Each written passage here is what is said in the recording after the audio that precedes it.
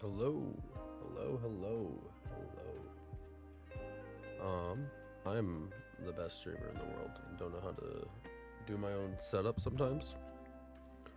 And my live chat preview's not working right now.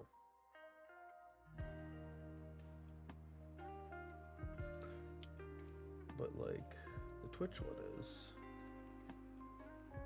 which is odd.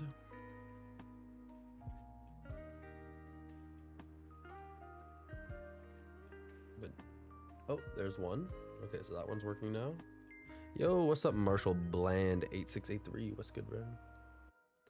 Sorry, I'm just testing a couple quick things here. Okay. Both of mine worked there. But Marshall, your message isn't coming through on screen on my side, but you're able to see it? Okay, that's good. Oh, it's working now. We're good. We're good. Everything's good. How's it going, man? You're just chilling? That's awesome. We're just starting up right now. We're just going live right now. So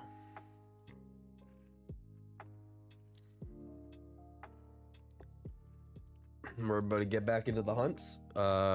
We are 7,746 encounters in. And, you know, today is going to be the day that we get the shiny. That's the goal, at least.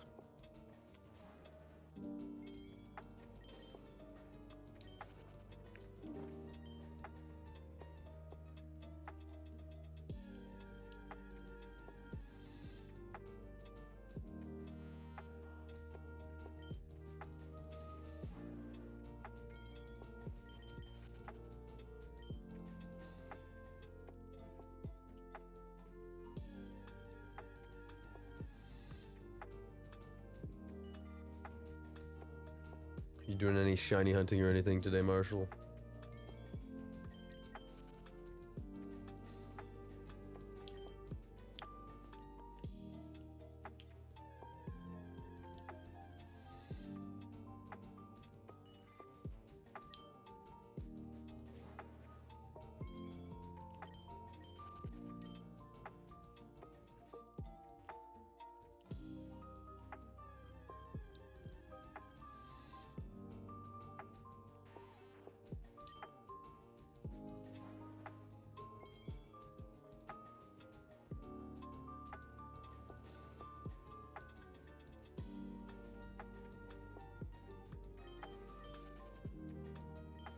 Just leveling up your Pokemon?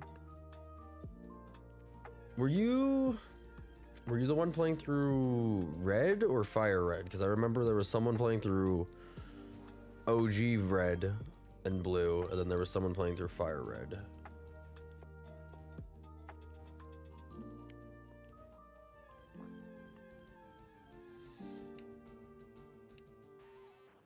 I could just be completely misremembering too, so apologies on that.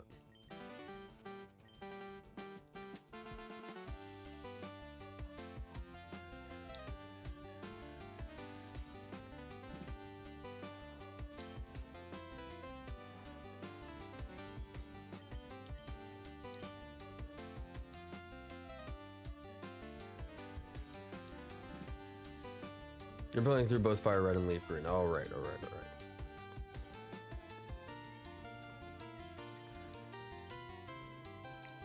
I'll eventually get to play through Leaf Green.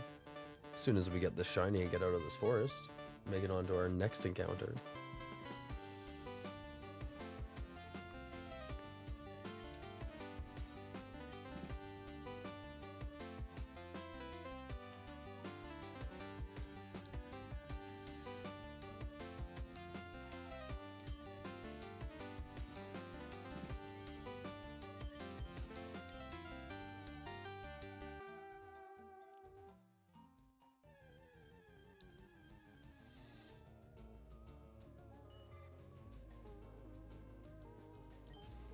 My stream deck's not working. Man, I'm so good at being a streamer sometimes. Everything breaks. Every single time I try to do anything, everything breaks.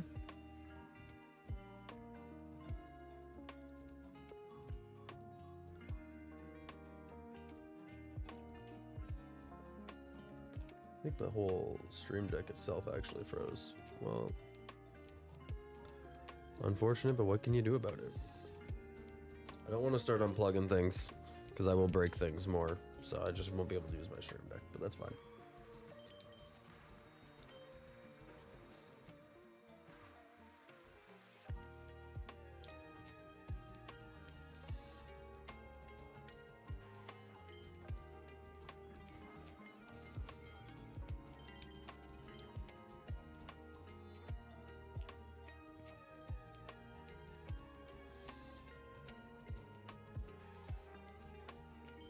Yeah, no, it's just stuff on my end. It's nothing that should affect you guys. Just every single thing on my end is breaking.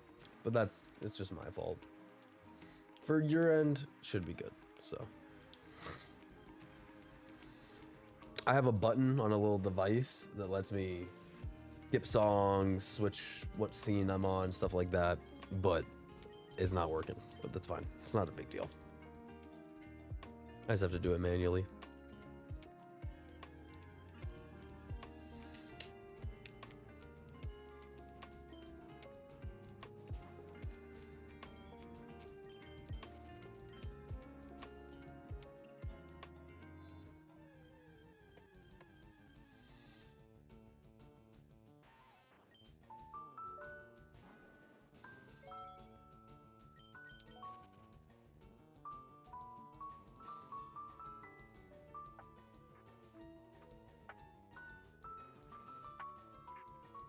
We are good.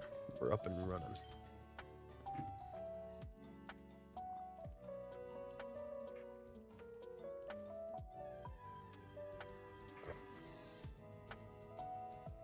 I tried to look into TikTok streaming as well, but it's way more complicated than it needs to be.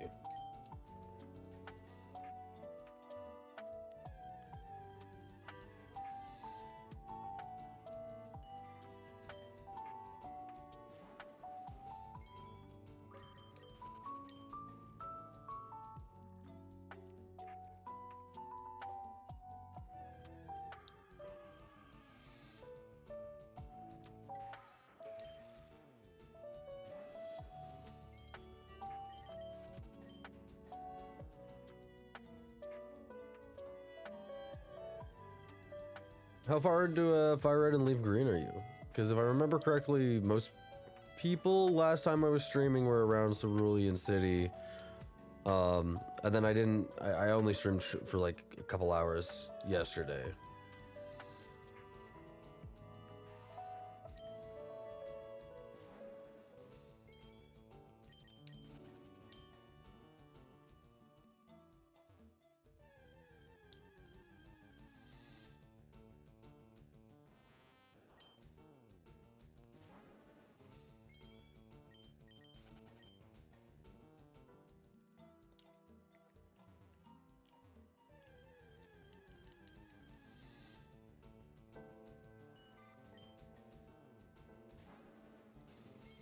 Third badge of Fire Red and 2 and Leaf Green. Are you trying to like keep them side by side so like you'll get the third badge in one and then you'll play Leaf Green and get the third badge and then go back to the other, or?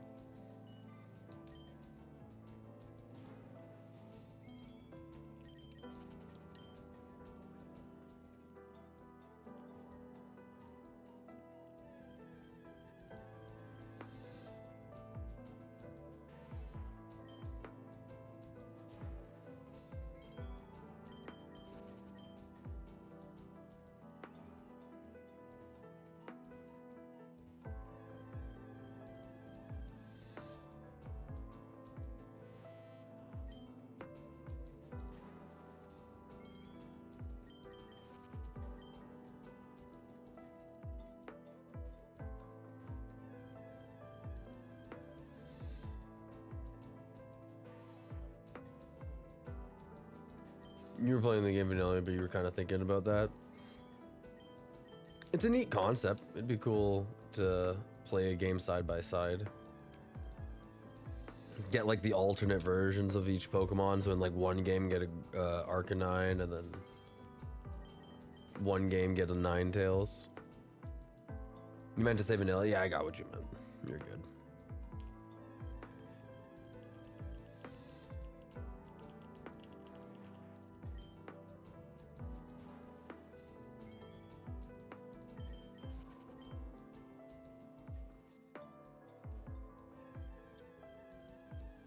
Oh, that was our 7777 encounter, and we didn't get it. Not lucky today. But I think we're gonna make it past odds today. I think today will be the day that we make 8192. If we don't get the shiny before then. Come on, give me the shiny before then. You know you want to.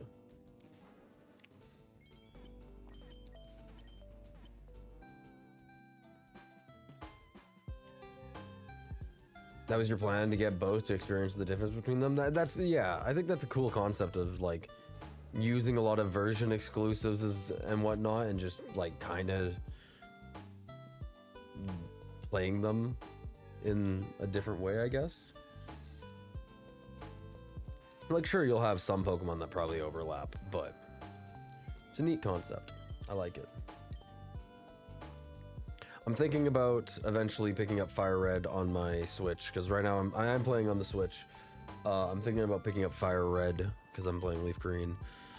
One, because more shiny hunting, but two, I might just do it for more of a casual playthrough as well, because this one's kind of my shiny badge quest. But doing a casual playthrough and it would let me get to the end game fast, and I could do like Deoxys shiny hunt or whatever without having to go through every single shiny before that.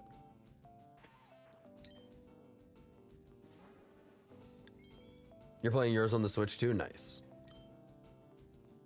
I'm still really thinking about getting a Switch too. I just can't quite afford it at the moment. It's just out of my price range, so.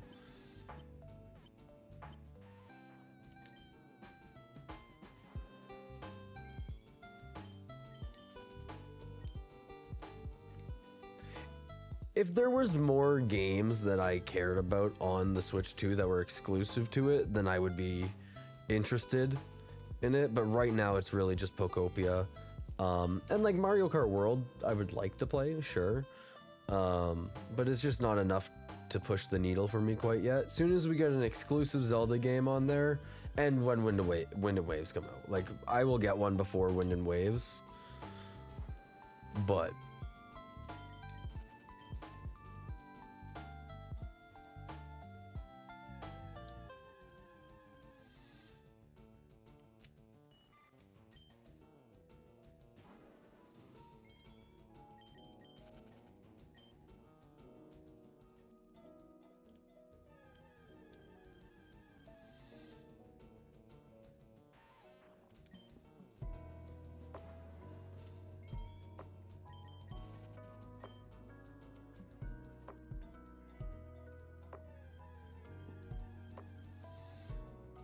you'll be honest, you only got a few Switch 2 games, the rest are just Switch games.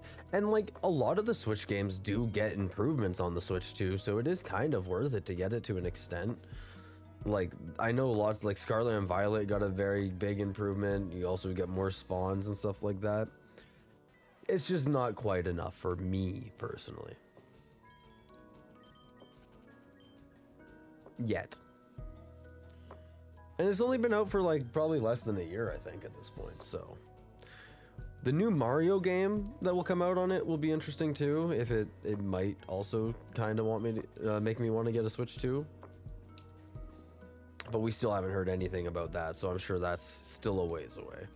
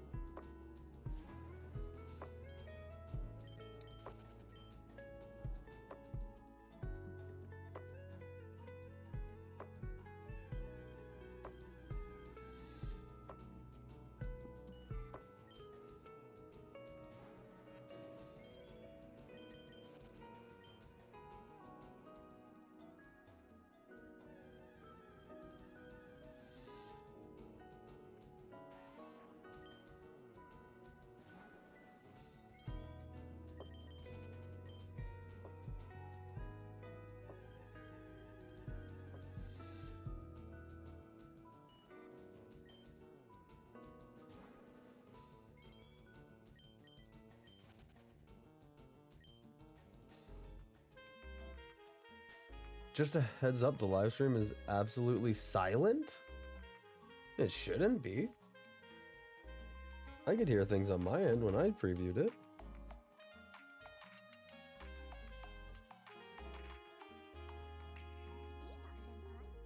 There is a chance that it was muted for a second.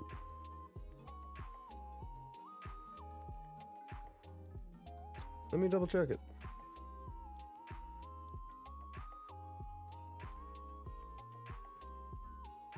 It's odd. I can hear it on mine.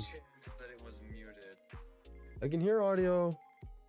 Now it's not. There's a chance that there was a copyrighted song going on. YouTube's a little weird sometimes when it detects copyright, and it will.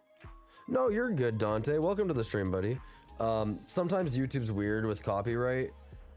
And sometimes it will mute it if there's a copyrighted song that is picking up or something like that. So I don't know if that's what's happened. You've seen so many Ekans on Route 11. I'm surprised not one of them were shiny. I've seen like 2,000 Weedles and none of them have been shiny. Absol is a goated Pokemon. I agree. He's always been one of my favorites.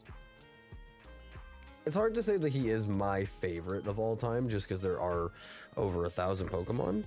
And it's like they're always coming out with new ones, and sometimes there are new ones that kind of are like, ooh, that's a really cool look. But I know with Mega Absol Z, it made me really enjoy the Pokemon a lot more. Dark Ghost is a cool type for Absol.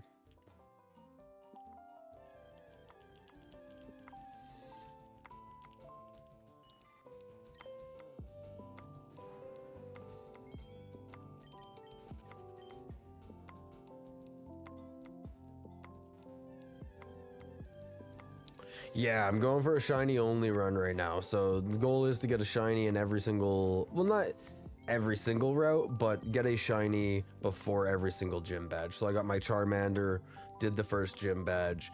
Now I'm back in Viridian Forest and I'm going to try and do the second one.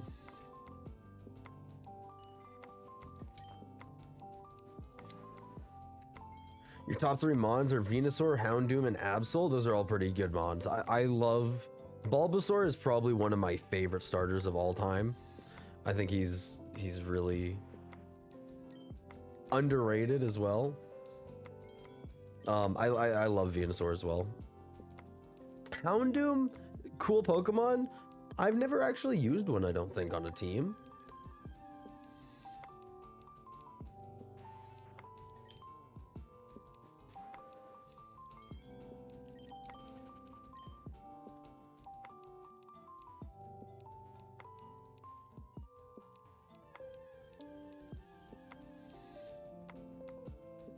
I'm pretty sure I have a shiny Houndoom in ZA though. You got so many shinies in ZA, it's so easy to get them.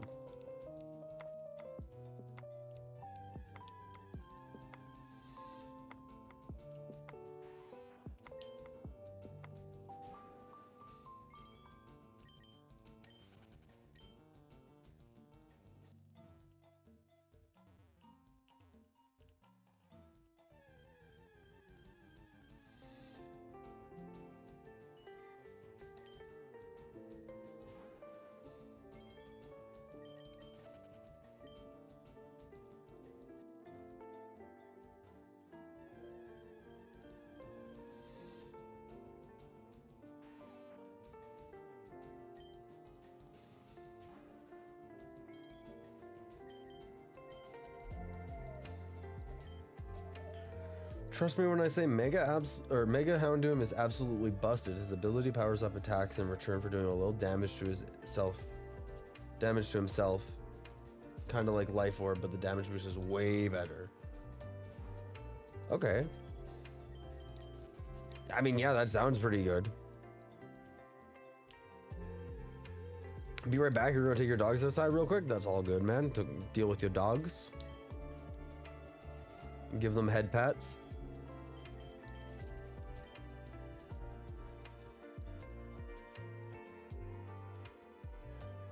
Mega Houndoom basically carried my run for Pokemon Imperial Emerald, ROM hack made by same devs of Radical Red. Oh, okay. Damn.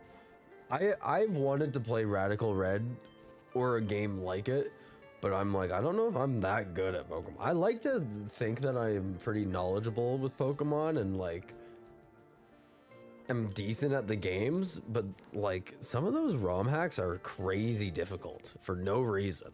And you gotta like really plan things out.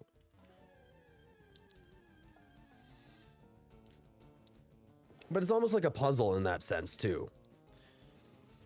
You gotta figure out what you gotta do to beat each gym and whatnot.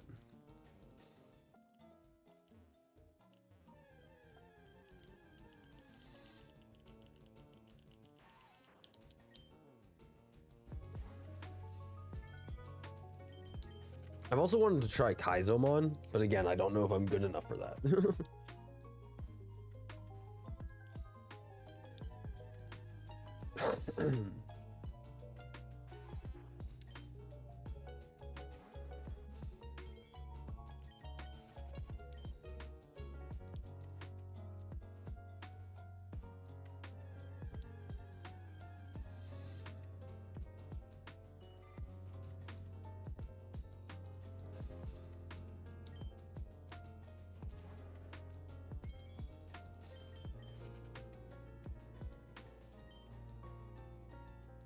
In my opinion, you'd be fine in Radical Red as long as you don't forget to type the cheats into the N64. It gives Dex Nav unlocks and one try catches. Yeah, I feel like that would help a lot too. I remember I was watching... What was I watching? I was watching someone play through the game. I watched them play through probably like half the game. And like, it's definitely something I'd be able to do, but there are parts of it that I'm like, man, it would be challenging to do. Get a job, bro? He said, 951, welcome. Says, oh wow, old school Pokemon, this brings back memories, my dude. Hell yeah, man. These are the good games. I mean, they're all good games, I'm not gonna lie. I still like the new games, but these games, there's something so special about them.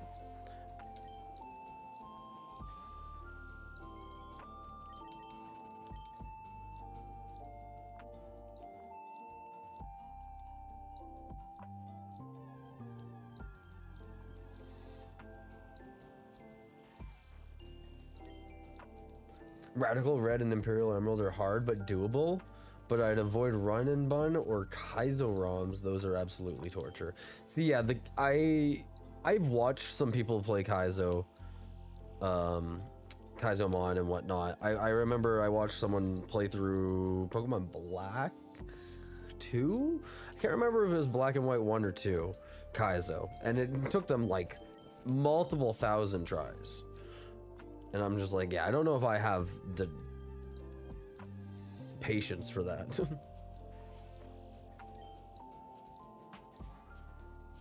You agree the classic games are the best? That's why I play on ROM hacks and stuff, because it keeps the old school vibes while having the new school items and mods. Yeah, I've been playing Emerald Sea Glass on my spare time, just casually. I'm not super far into it. I'm like 2 batches in or something like that. And I just love it. It's so nice. It's such a cool ROM hack. And like that one's like kind of more of a basic one. There's some really cool, just like completely custom ROM hacks out there too that are new regions, everything.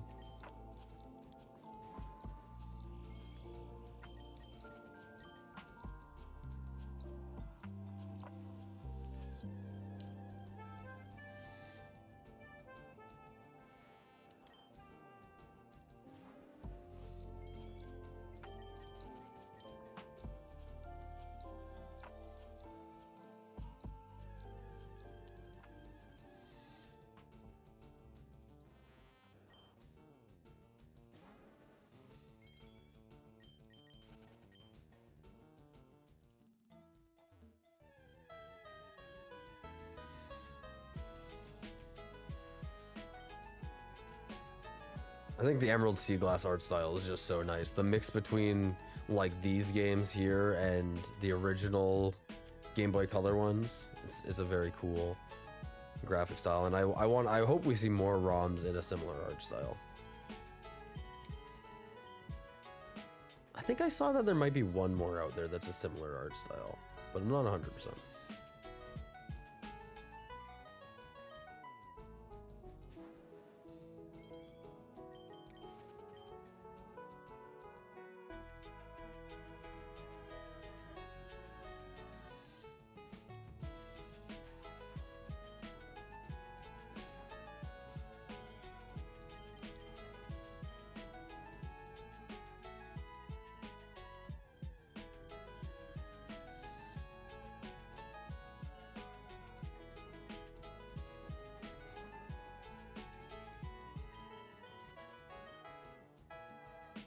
Playing at the moment is crystal clear. It's on the Game Boy Color, but it's a crystal, but significantly harder with open world, so you can go wherever you want to fight, but each gym badge makes the world stronger.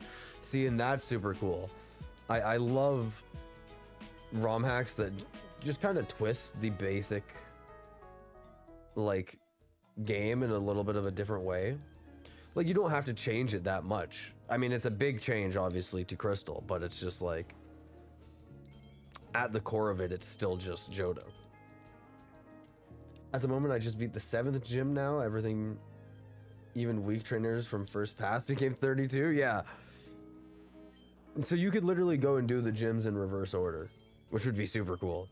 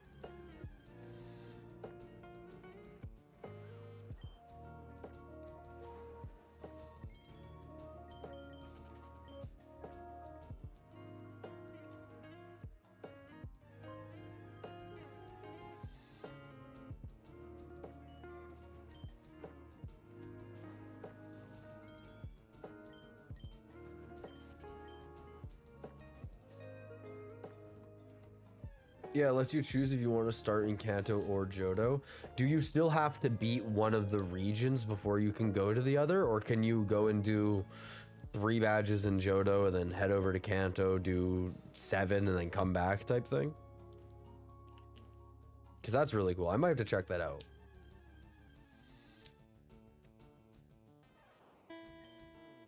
I want to check out a shiny Pokemon in this forest as well.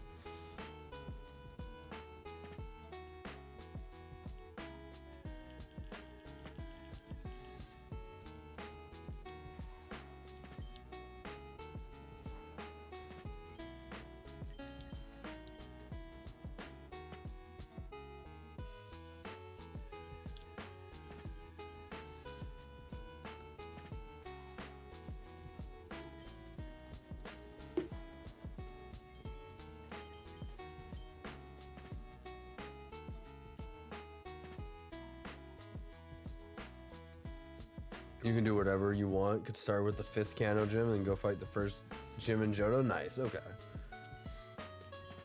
See, that's super cool.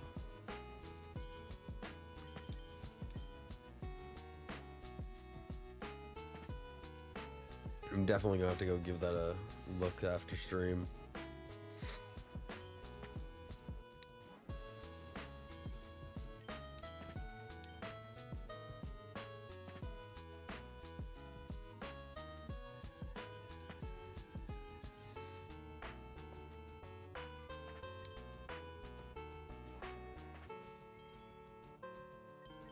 Absol's your favorite Pokemon? Well, hey, we got a common thing going on. Welcome to the chat, Bear. Hope you're doing well this evening.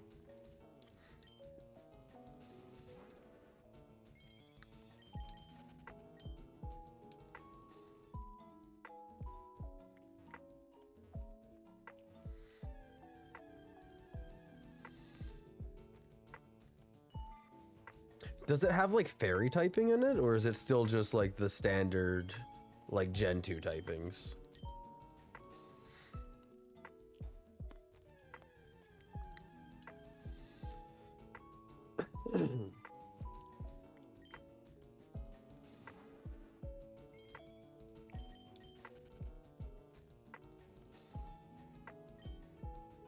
I'm doing not too bad, man.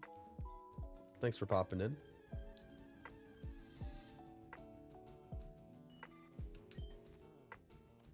Do I collect cards as well? I used to collect a lot more. It's become kind of too much work and effort in the last few years. And it's hard for me to want to continue with just how much the scalping and everything is. So I still have a handful of my cards. I got some cool ones.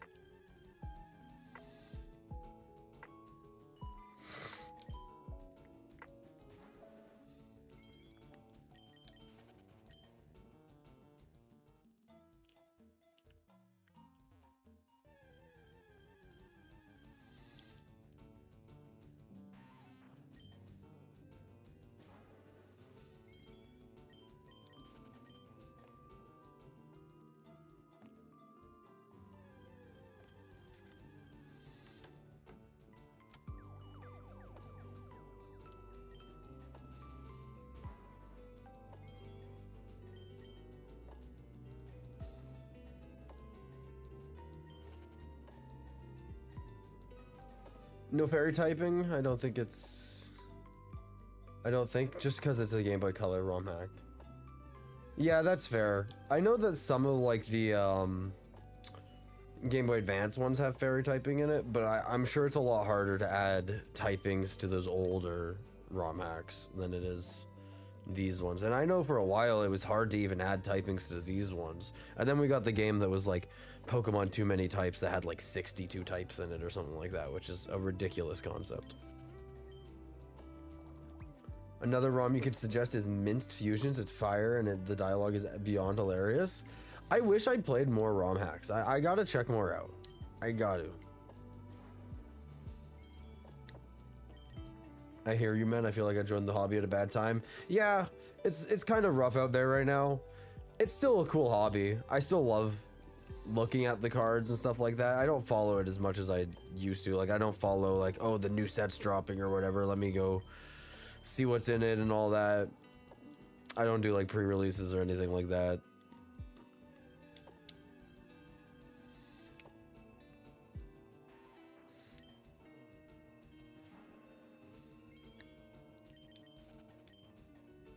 For a while, I wanted to get every single Absol TCG card, but they are expensive. Absol has some expensive cards.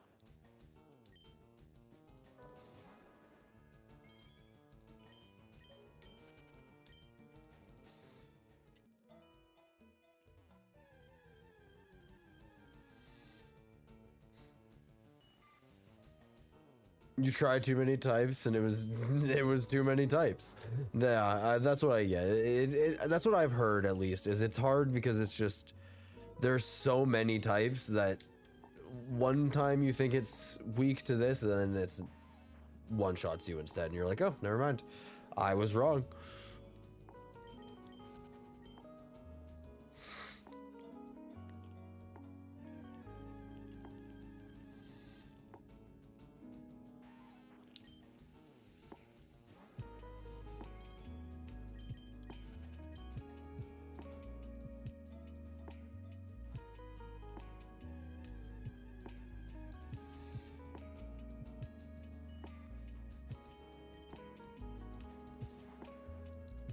You're finding that out now? Yeah.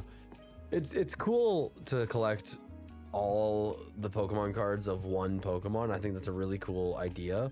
It's just hard with some of the more cool or like popular or unique Pokemon, I guess. Maybe not unique. Unique might not be the right word for it, but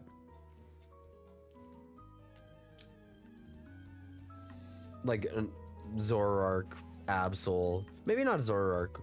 I always feel like Zoroark's more popular than he is, but I don't know.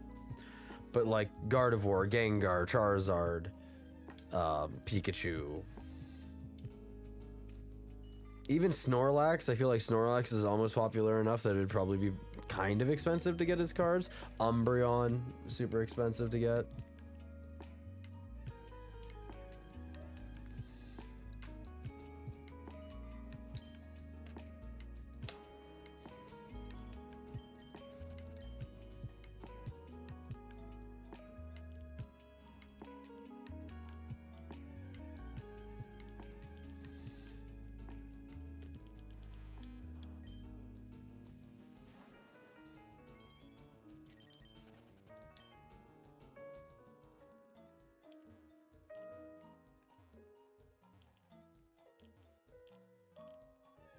I gotta reply to this message.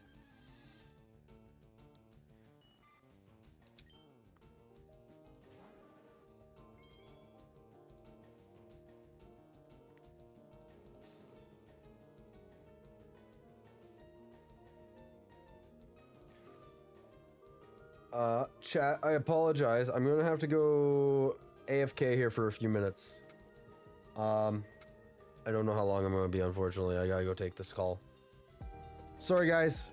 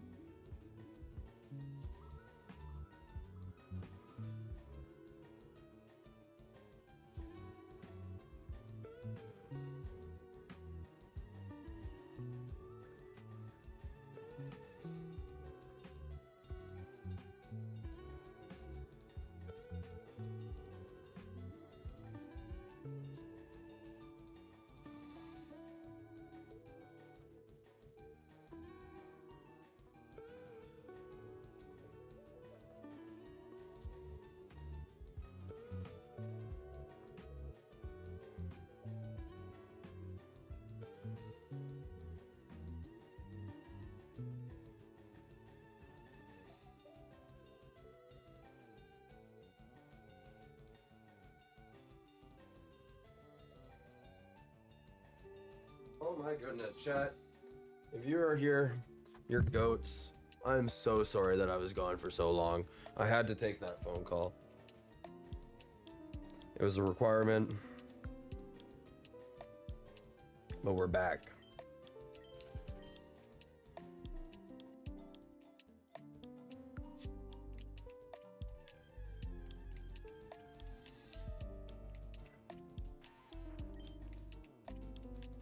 Marshall's back. I just got back. We're all back.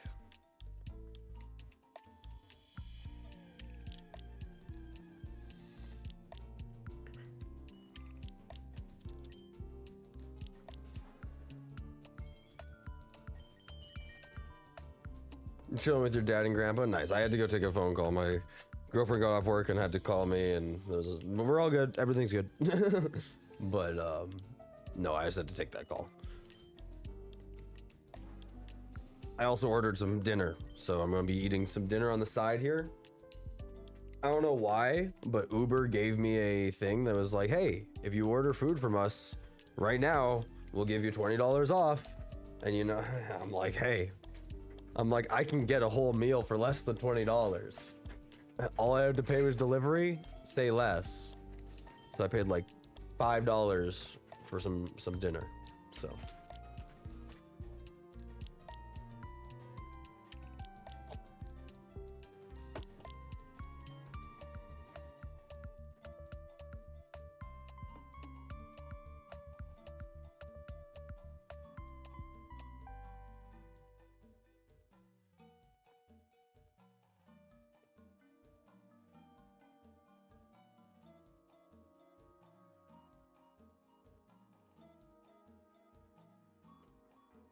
pulling it out right here real quick.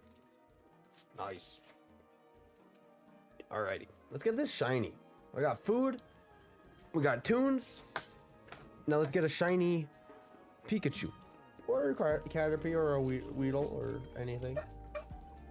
I'll honestly take anything. I ain't picky.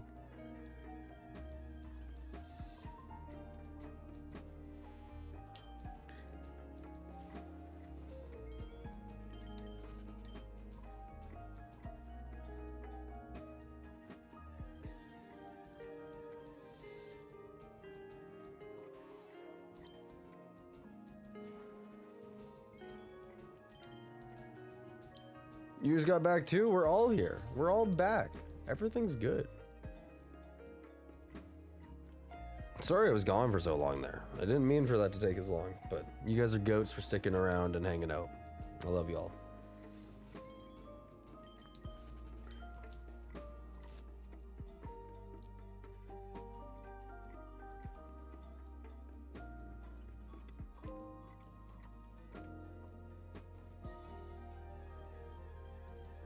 Had to take the dog out and toke real quick? Hell yeah. I'm out right now. I gotta go pick up on Friday when I get paid. I smoked my last little bit yesterday. No, actually today. That was this morning I smoked it. One of your goals is trying to get through Rock Shaman without Flash. That is good luck. Shiny's bound to happen soon. I hope so. I hope so.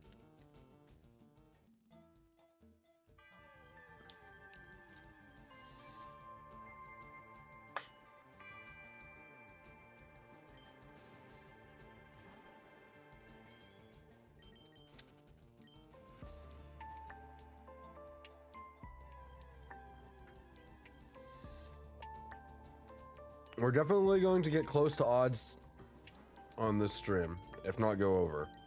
We'll see how we're going. I gotta work in the morning, so I can't stay up too late tonight.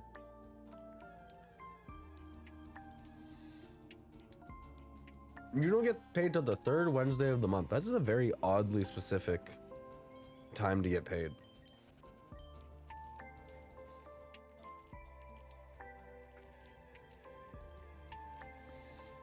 My girlfriend gets paid weekly, like every Friday, and I'm like, man, I wish I got paid every Friday. That would be so nice.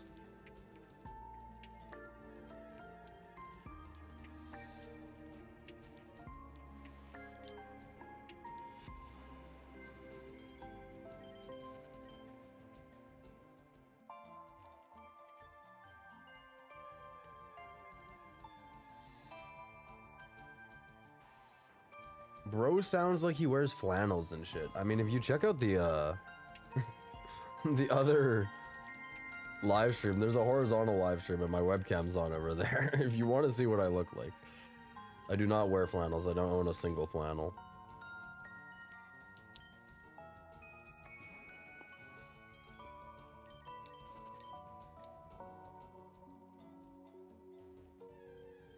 If you could share, you would. Nah, I appreciate it. You're good. You're good.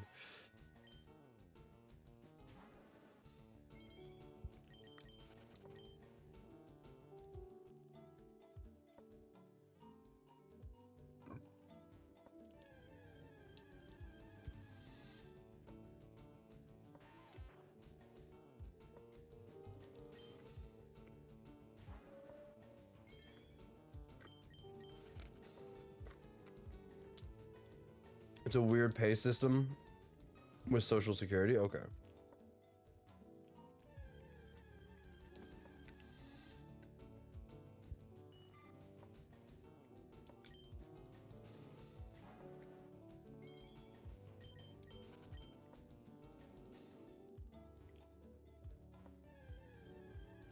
Yeah, it's more of if I just hit it at the right time. I know for a fact that lots of Fire Red, Leaf Green, like Gen 3 hunts and stuff like that, they typically go well over odds. So I'm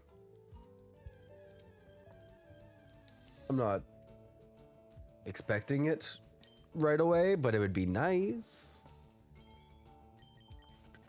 But like honestly, I'm thinking it's gonna be like, I think somewhere in the 9,000 range is where I'm gonna get the shiny. A little bit over odds. Your Spearow evolved into Fearow. Nice. Fearow used to be one of my favorite Pokemon. When I was growing up, I had a Fearow in Pokemon Pearl. I had a Fearow in, it had Drill Peck, and I swear to God, it was the best Pokemon I had. I used that thing for everything in that game.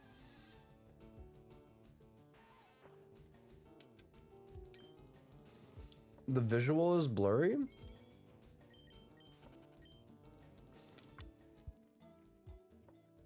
Nothing should have changed. I haven't dropped any frames over on my end or anything.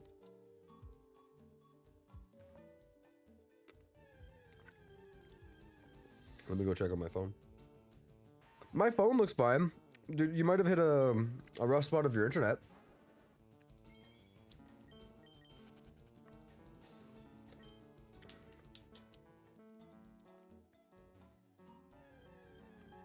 It could just be YouTube being weird too.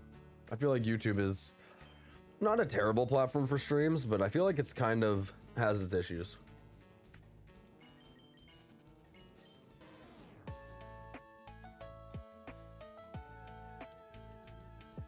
You went with Spearow for Fire Red and Pidgey for Leaf Green? That's pretty sick.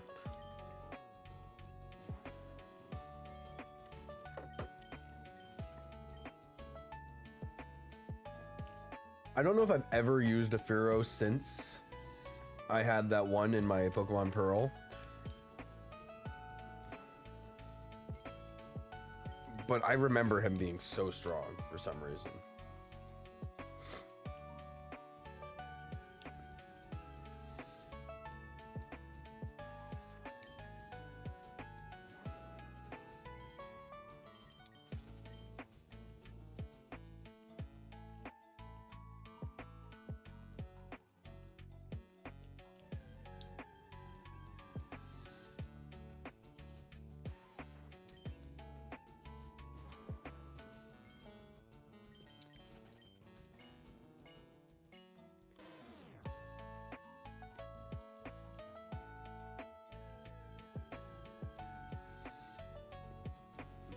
I haven't used Spearow in like years. It feels nice. It's always nice to use a Pokemon that you haven't used a whole lot, or just like ever. Just like there's something nice about using unique Pokemon in playthroughs. It's always fun. Pokemon Silver, you had a Pharaoh, and I remember it being my first level 100 Pokemon. Easily your favorite bird.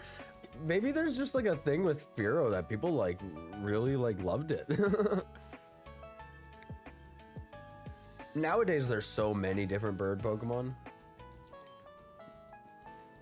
Yep, Pharaoh Drill Peck. That literally, Pharaoh with Drill Peck was just like the strongest.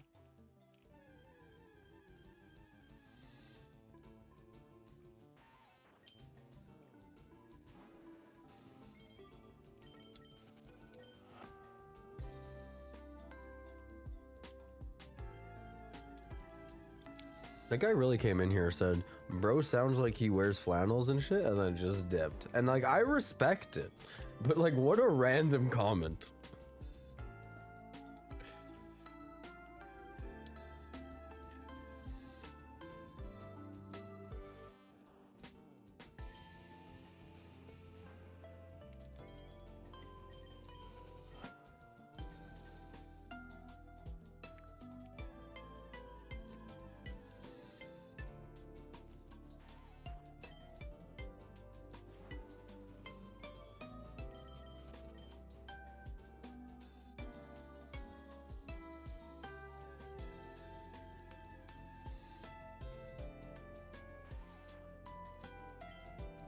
It's OP because he has the his highest stats are attack and speed, so dude hits first and hits hard. Yeah.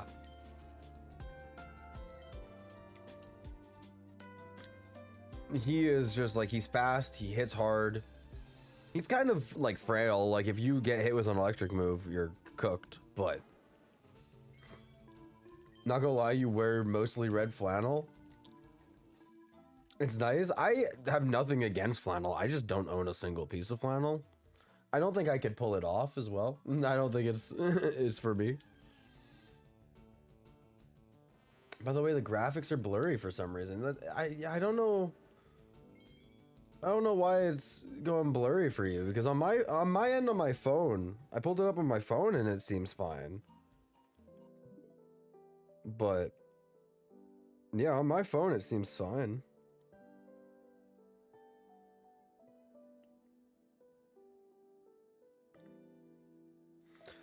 I don't know if you could try refreshing it all, or if there's anything you could try and make sure you're obviously connected to the internet and you're not using your data.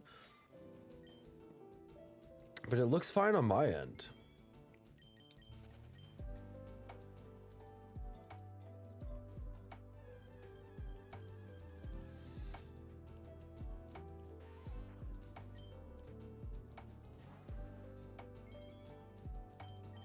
You're watching on your phone too and it's working fine? You guys are on different streams though. He's on the vertical stream. You refresh it and nah, it's the same? If you go to my channel on YouTube, there is the horizontal stream, or like just the normal view stream. If you wanted to check that one out and see if that makes a difference. I'm not sure if that would change much though for you.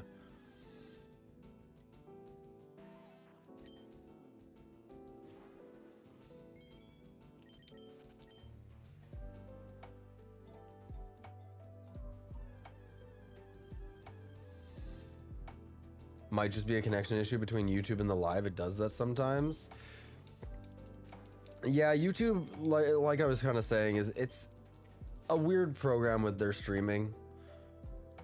It's not the most reliable all the time.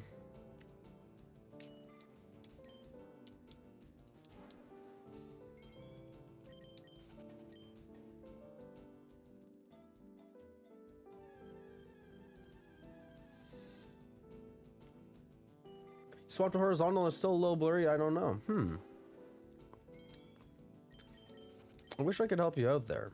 I just, yeah, I don't know what else to suggest.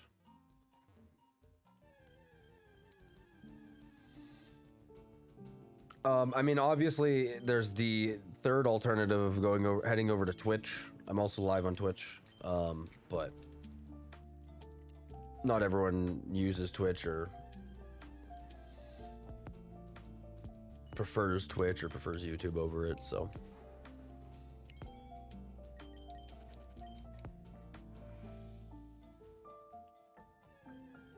Look at that, now you're meeting up with Marshall now that you guys are on the horizontal stream together.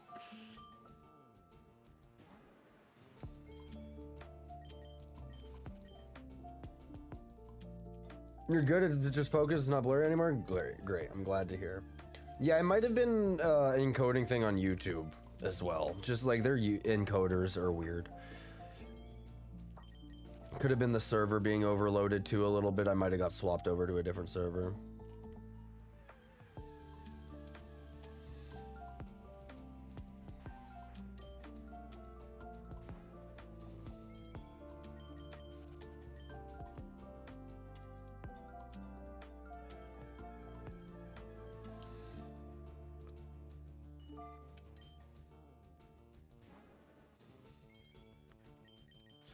Marshall's making his way through Rock Tunnel.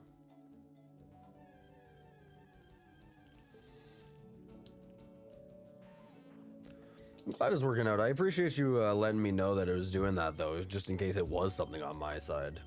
Some people will just see that and they'll just scroll away or whatever and never say a word about it. I remember once I was live streaming, was muted for like 2 hours or whatever, and not a single person let me know. And I was like, great guys, could have just said, hey, you're muted.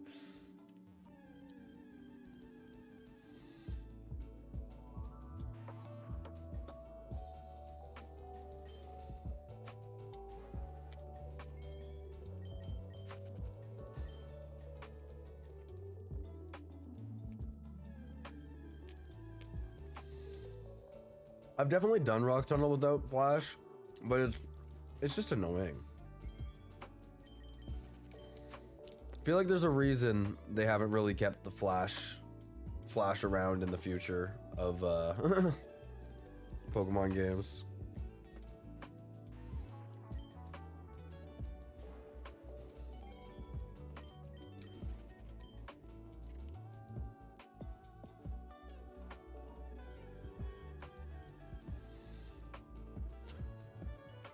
I usually say something because if it's affecting other peeps, it could reduce how many peeps stop and watch, fucking up the algorithm. Pardon my French. No, dude, you're good. I have no issues with swears or anything like that here. You're good with that. But no, I appreciate that. Yeah, because like I mean, some people they'll just swipe away and then I would never know and trying to grow a little bit, and I appreciate it. And those little things help a lot. I just appreciate everyone just being here in general. So anyone that's hanging out, if you're lurking, if you're not chatting or whatever, and you're just watching, doing some shiny hunting or whatever, shout out to you guys as well. Thanks for being here.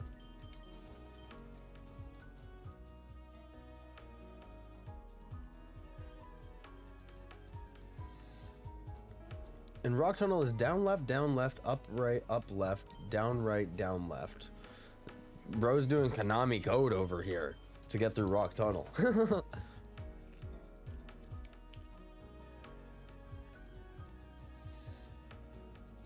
He's a trick I remember from when I did Nuzlocke and didn't catch enough mons for Flash. No, that's fair. I remember pulling up pictures of Rock Tunnel up on like Google or whatever and doing them, like doing it side by side, because I never used Flash. Never. I never had a Pokemon with Flash. And then it's like you teach them Flash and then you want to get rid of it immediately because it's not that great of a move.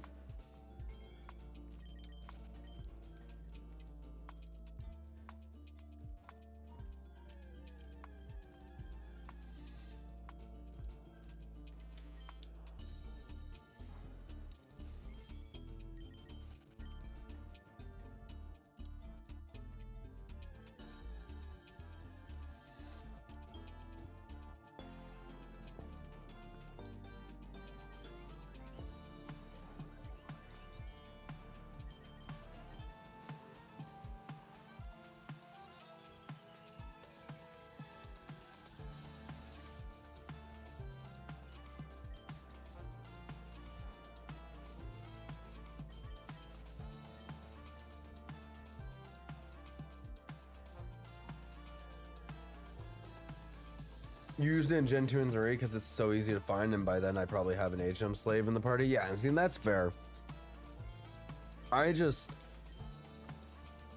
Not every Pokemon can learn Flash, obviously, so if your HM slave just doesn't have the ability to learn Flash, it kind of sucks.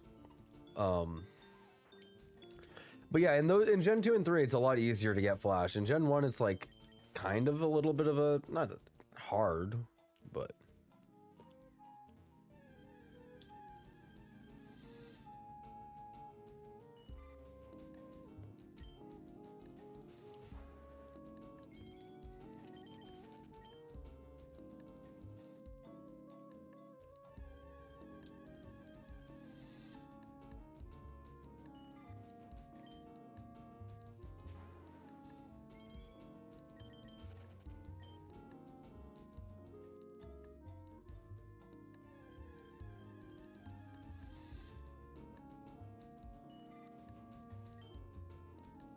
And on mons that you plan to use as sacrifice and Nuzlocke, you put Flash on them so they can drop accuracy so my other mon can get a tricky strategy off easier with less risk. That's fair.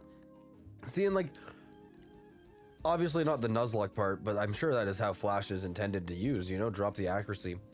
But a lot of the times in a casual Pokemon game, it's really rare that I'm going to be dropping the Pokemon's accuracy.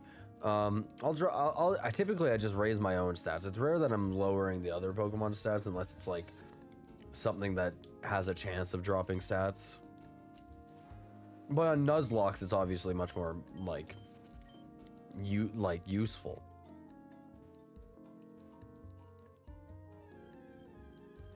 Am I the guy that got the legendaries? I have not gotten any legendaries yet. I am in Viridian Forest. I have a I have a Charmeleon, and that's about it. I do plan on hunting the shiny legendaries when I get to that point, but I'm not gonna be there for a little while, unfortunately.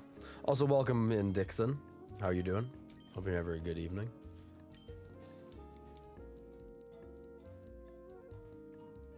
See, and that's what I mean. Like, there's also better moves out there that will do damage and like also drop accuracy.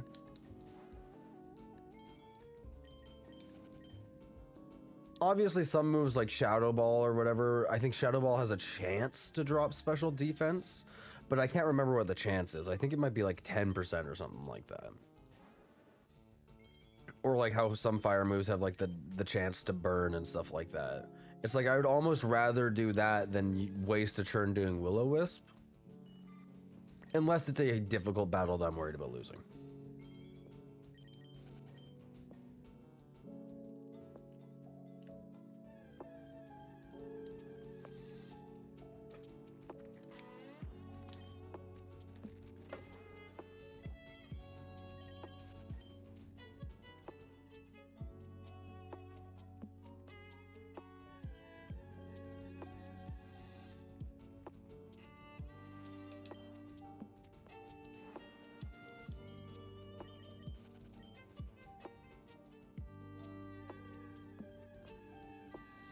Shadow Ball has a decent chance to drop special defense when I use it, and I get a drop like 1 out of 3 tries. Yeah, it might be something like 25% chance or something like that. I don't remember what the exact odds are. It might literally be 33.3% for all I know. But even then, I would almost rather use a move that has a chance to drop a stat than using a turn to specifically drop a stat. Nice music, thanks. I'm just listening to like a nice little lo-fi Pokemon playlist. Something relaxing and chill. I switch it up sometimes. Might throw on some rock music, some punk music. My music genre will go all over the place if you let it. We can be going from rap to sad music to gospel to lo-fi. We'll go all over the place.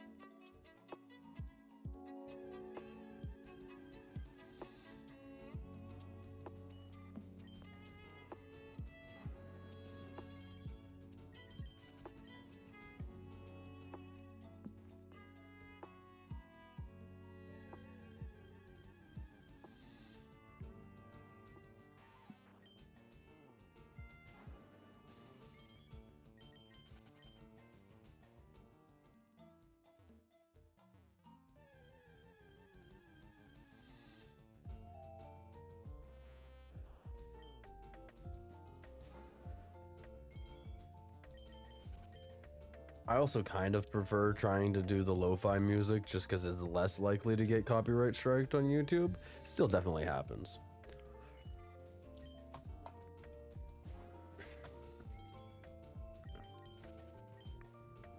Just because YouTube's a lot more strict about it.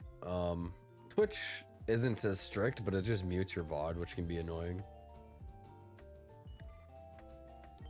Typically, YouTube just makes it not visible in other countries, but like technically sometimes they can come after you for money. Not that I make money off this anyways, but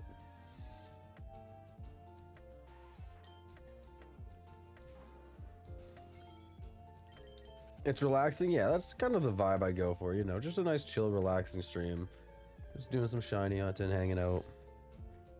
So I want the music to reflect that in a sense.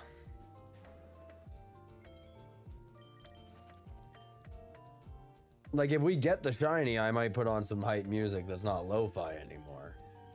But 7969 and no shiny. No 69 shiny this time.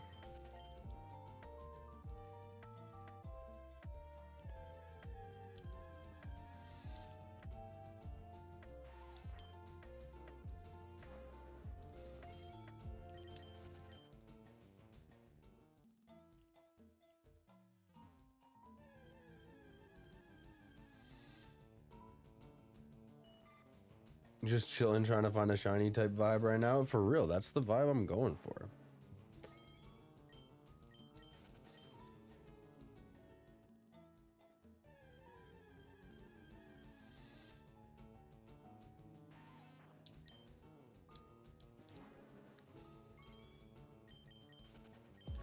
It's always nice to, you know, just relax, some music, shiny hunt, hang out, smoke a bowl or two, if that's your thing.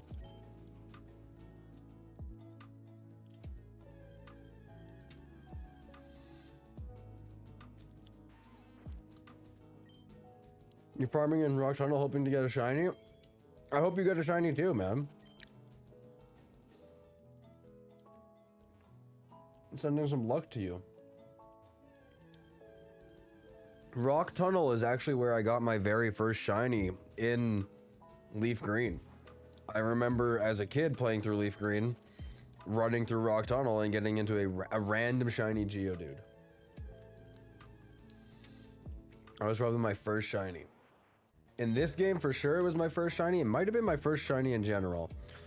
Either that or a random encounter Magmar in Pokemon Pearl.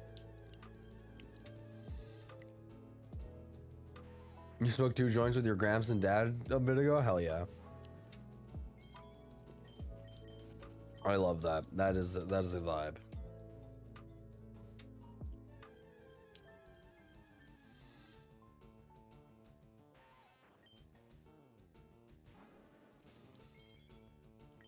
Yours was in Leaf Green before Pewter City?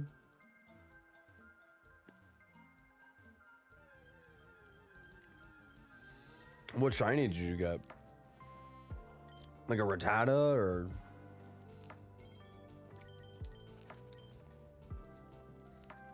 a Pidgey, I guess would have been the probably your options.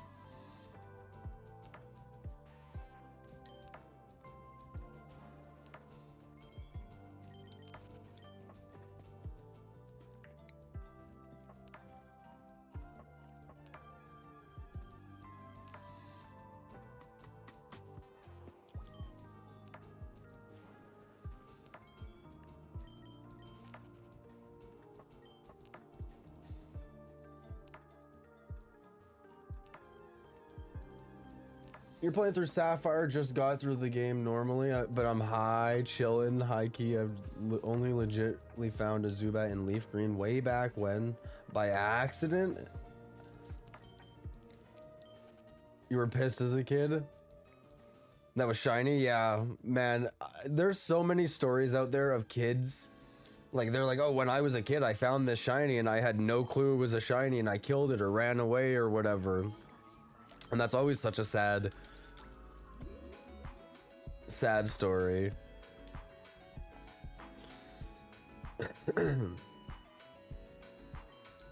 Also, welcome into the stream, Duck.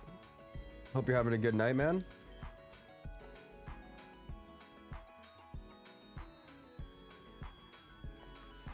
That was the Rattata you caught a couple days ago? Oh, okay, nice, nice.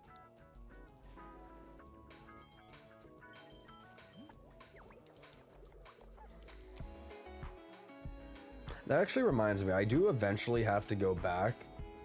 Well, I guess I probably don't have to go back. I can catch a Rattata later, probably, somewhere. I have to catch a Rattata and a Pidgey, just because I never did on my way, and I just want them for Pokedex completion.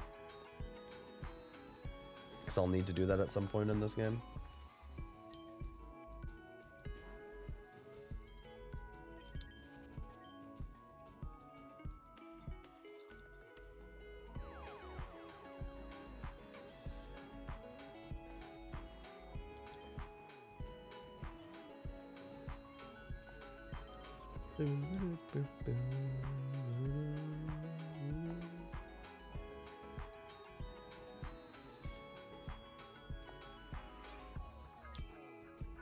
You caught it and you caught it? Okay, well that's good to hear that you caught the Zubat.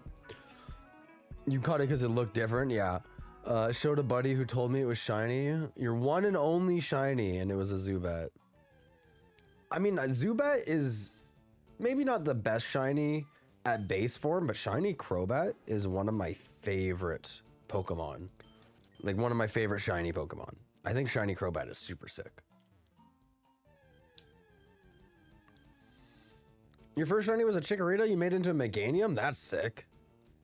Doesn't look that much different than its OG colors. Yeah, Meganium, the whole Chikorita line is a little bit on the blander side. I think shiny Chikorita is pretty sick. I'm pretty sure I have a shiny Chikorita in my Legends ZA. Because in Legends ZA, I did start with Chikorita. I actually really wanted to start with Chikorita in CA because I've never done a whole playthrough with Chikorita, so. Yeah, shiny Crobat is clean. It is, in my opinion, one of the top tier shinies.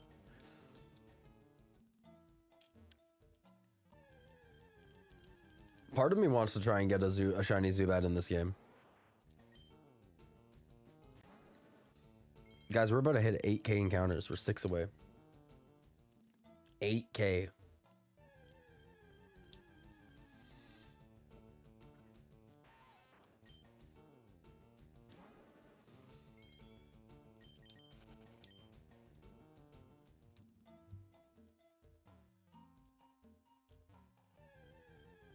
You got your Rattata to Eradicate now, but I wasn't expecting the color difference because I've never seen a shiny Rattata before. Yeah, shiny Rattata and Eradicate are one of those Pokemon that it changes quite different, like quite a lot between its shiny and like both forms. Like shiny Rattata and shiny Eradicate don't necessarily look super similar, but these older Pokemon where a lot of them were palette swaps and stuff like that, they would take like an alternate palette or something like that. I can't remember the exact thing. But a lot of shinies were predetermined. I think most of them were predetermined in the early gens. Like they didn't specifically go out and design them.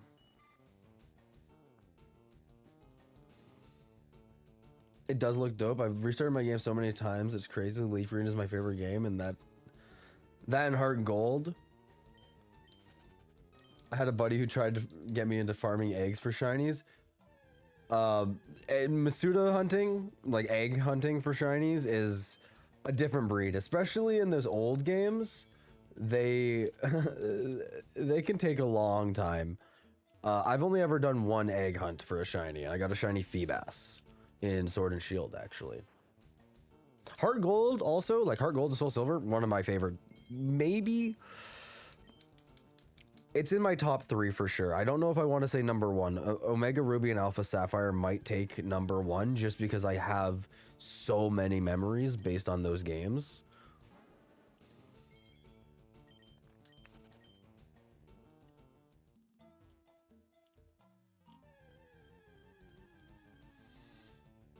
I low-key want to get this shiny on 8008 because then I get a shiny on boob.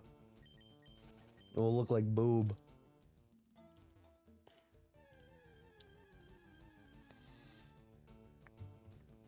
Duck, have you done a lot of shiny hunting specifically for shinies, or have most of yours just like, well, your Zubat you said obviously was just like a randomly expected thing, but have you just mainly played casually, or have you done a lot of shiny hunting?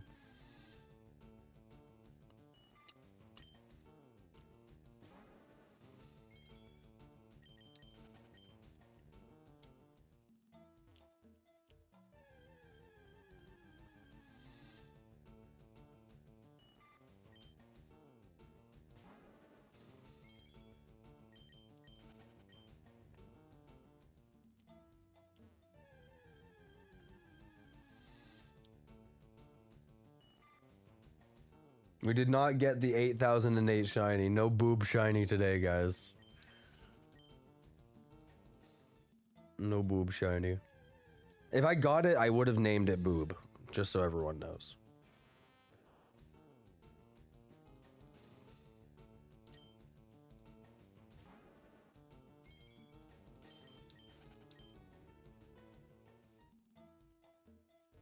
You've been watching a lot of Fire Red, Leaf Green, Shiny Hunting streams?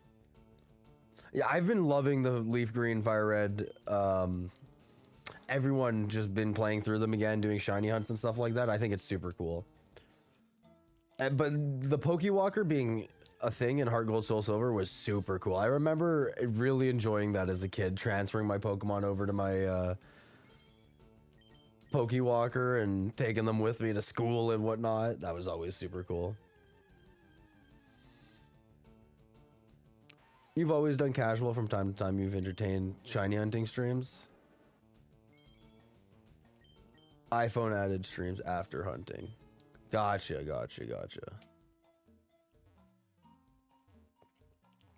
Yeah, shiny hunting is it can be a very monotonous task. It's hard to just sit down and be like, I'm going to shiny hunt.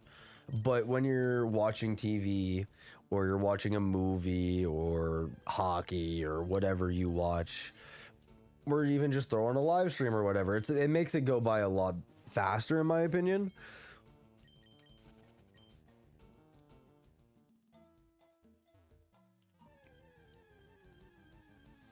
You've done shiny hunting in Emerald, Silver, and Pokemon Coliseum mainly? Coliseum shiny hunting's cool. I've never done that. I'm pretty sure it's like kind of a tedious task, is it not, to do shiny hunting in that game? Like, I know in I remember I tried to do a shiny hunt in XD, Pokemon XD Gala Darkness, and that I don't think I'll ever do that again. Though if I got a Switch 2 and I got, because they just put XD Gala Darkness on the Switch 2 today, it is officially up on NSO. If I had a Switch 2, I think I would maybe try and do a shiny hunt. It would be very, very long.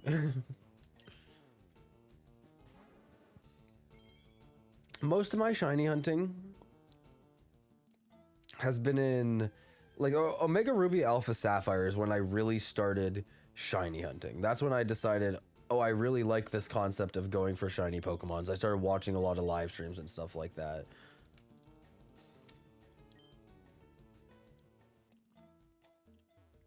So Oras might be my favorite game for shiny hunting, but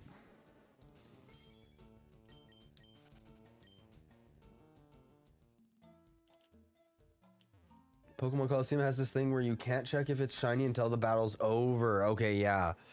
That's a little annoying.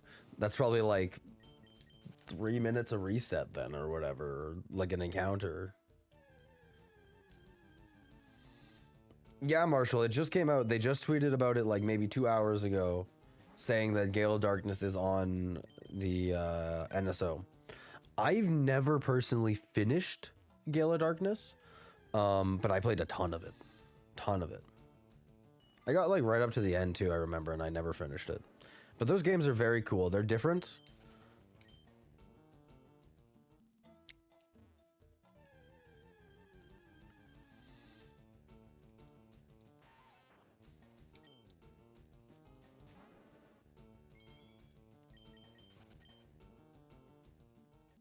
It's hard to stick with it. Full credit to y'all.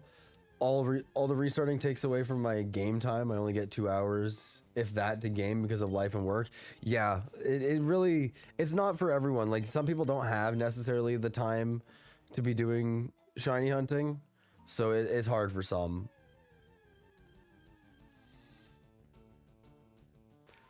I don't always shiny hunt, and there's some people who shiny hunt a lot. Like, some people will, like, all their free time goes into shiny hunting. I still try to use my free time to do other things, but I do enjoy streaming it and whatnot.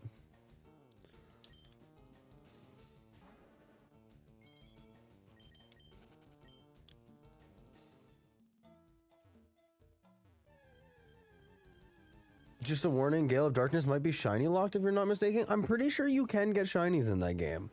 I remember it's a weird system though. I can't remember the exact scenario.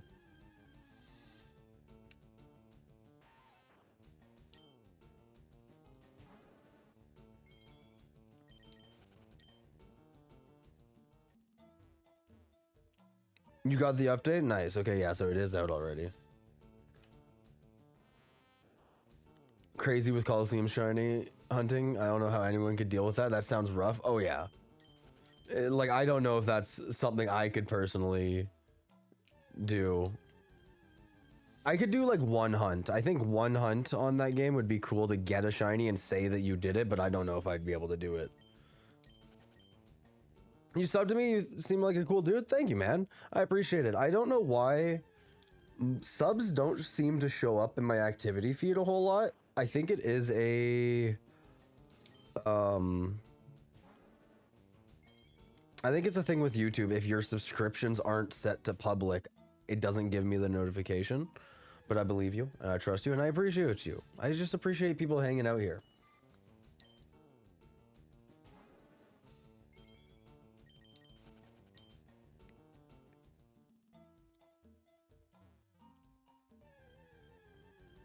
It's rare when a Pokemon game is shiny locked, but there are a few of them out there, unfortunately. Yeah, I know Pokopia is fully shiny locked. There's no shinies in that.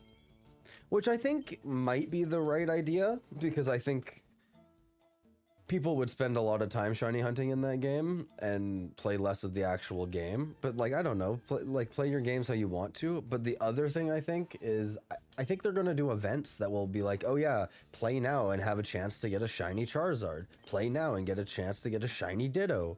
Like, there'll be lots of different things.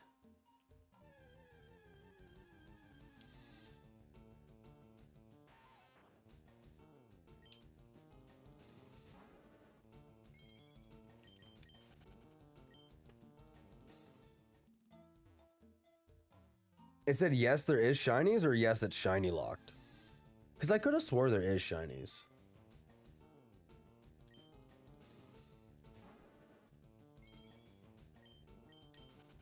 Maybe it was Coliseum that I was...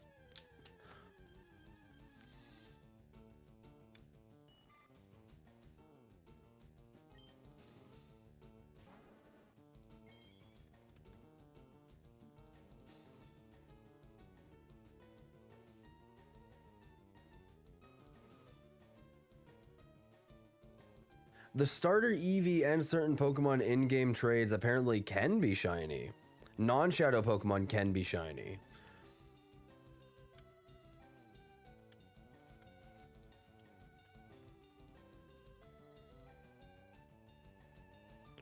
It might have been Coliseum that I tried doing the shiny hunt in.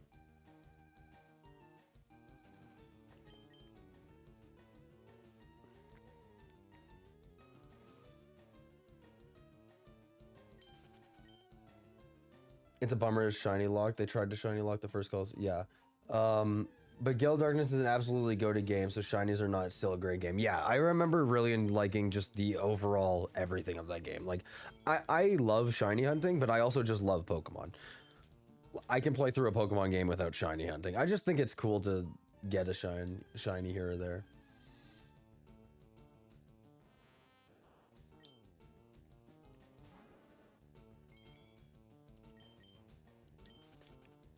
High key, I like seeing dope small channels. Every sub adds up, and the more cool people in my feeds, the better. What's your favorite Pokemon that I've caught shiny? Well, first of all, I just want to say thank you for the sub and thank you for everything. Just the little bit of support helps. I've only just started streaming on YouTube here the past couple days, so it's been really cool to see the people that have been really supportive on YouTube. So I just want to say I appreciate all of that. But what's my favorite Pokemon I've caught shiny? I'm not gonna lie, I think my Milotic in Sword and Shield is my favorite Pokemon that I've gotten shiny. It took a long time. I went over odds on it, but I remember it just kind of being really sentimental to me. Something I really worked for, and it was my first and only egg Masuda hunt, so.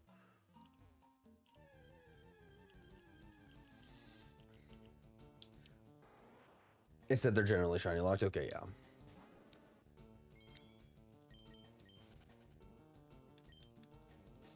Yeah, I don't mind grinding out farming for shinies or whatnot, but I also just enjoy to play like the Pokemon games occasionally. That's why I've been saying I want to pick up a copy of Fire Red on my Switch so I can literally just play through this game just casually, no shiny hunting. Like I might shiny hunt post game, sure, but just to play through the game again, just because I've spent a lot of time here in Viridian Forest shiny hunting and I haven't got one.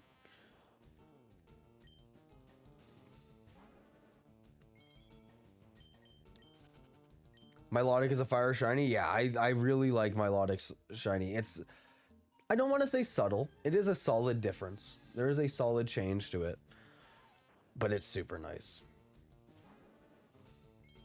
I know on my copy of Pokemon Ruby, I finally found my Feebas tile and I caught a Feebas.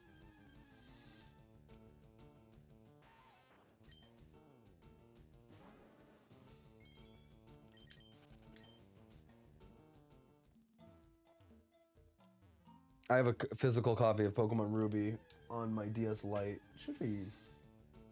Thought I had it here, but I must have put it in the other room.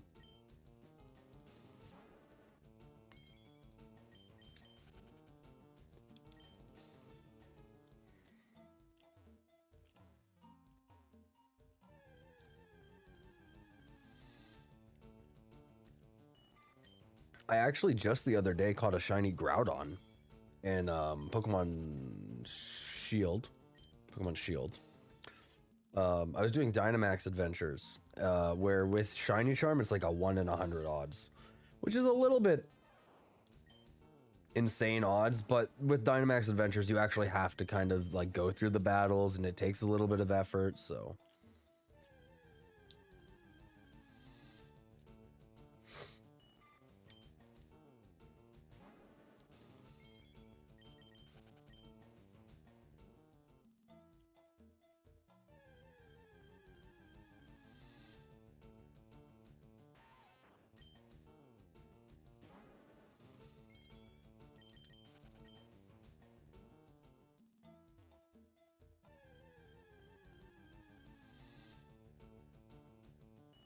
So Marshall, are you switching over to XD Gale of Darkness now? Are you gonna take a break from your Fire Red Leaf Green and play some XD?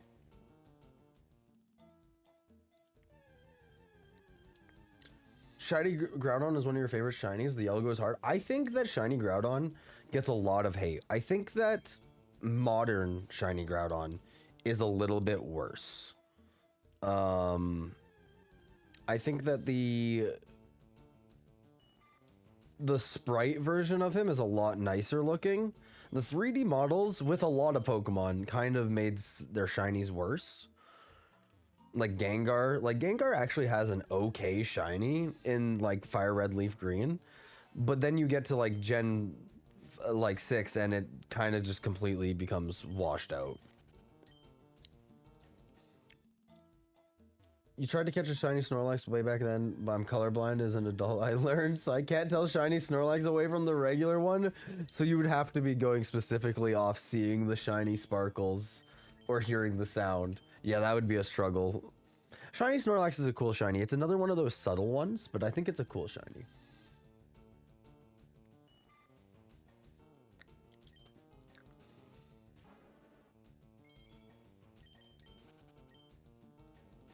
You're gonna play it for a bit, then you'll go back to Fire Red. Your goal is to beat Fire Red first, then beat Leaf Green next. Nice.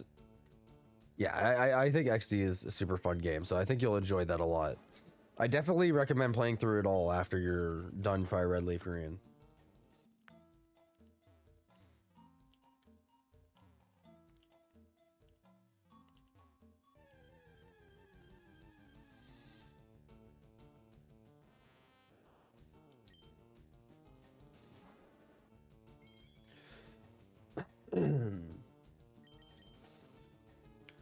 You could have found one I've never known because you can't tell the colors too great on the Game Boy SP. Yeah, that's like the other thing.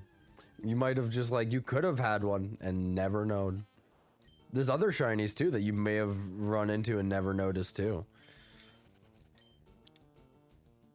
You might want to try it on the Switch, but I want to beat Sapphire first. Yeah, that's fair. I think like if you played it on like Let's Go even, like I think Let's Go has a pretty distinguishable shiny in comparison. But it all really depends.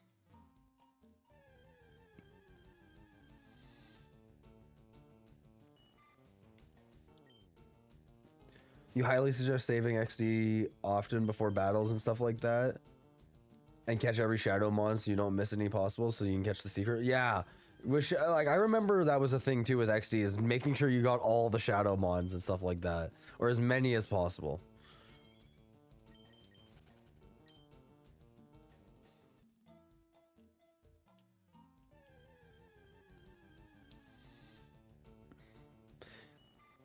Dante's just coming out here spitting the information about XD Gala Darkness. We love that. We love that. Thanks, Dante, for helping out. Maybe I'll play through Gala Darkness now again soon. Or maybe Coliseum? I don't know. I like both. I like both. I beat Coliseum as like when I was younger. But I don't think I ever 100%, like not 100%, but like I don't think I ever finished XD all the way.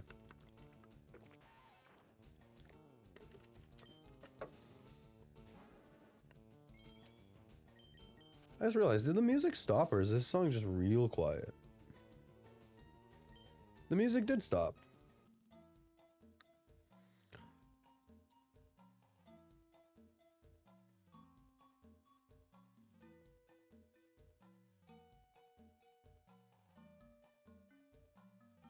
That one did not like, but because because Dante just said Mirror B, I'm gonna see if I can pull up Mirror B's theme song.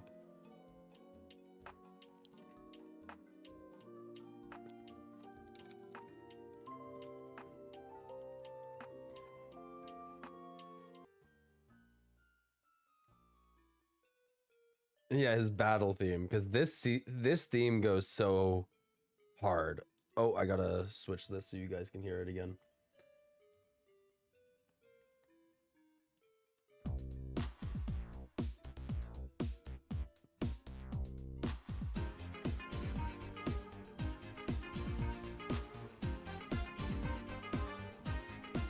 You still play XD and Coliseum from time to time? Hell yeah.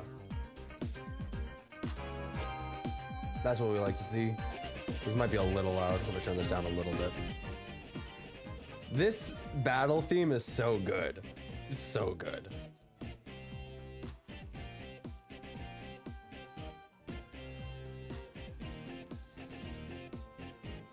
You're not a big fan of the modern Pokemon games? Wind and Waves looks worth looking at when it comes out, but I'm not a fan of the Pokemon Go mechanics. I want to battle Pokemon. Yeah, I'm not gonna lie. That's my biggest complaint with Let's Go Pikachu and Eevee. I think Let's Go Pikachu and Eevee would be some of the best Pokemon games just in general if it was just the standard format. I think that the art style and just like how the character models are and all that are really nice. Like, I think it's really, really good. Wind and Waves looks really good. I'm excited to see more about it. It's all early right now. It's gonna be hard to tell, and it's still like obviously a year away. But now that we get to start getting into the hype a little bit, it's gonna be exciting.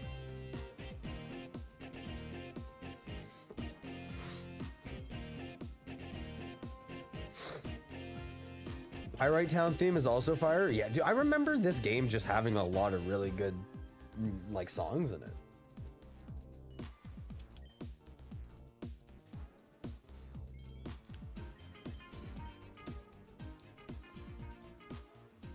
Mirror B is just a gangster. I love him.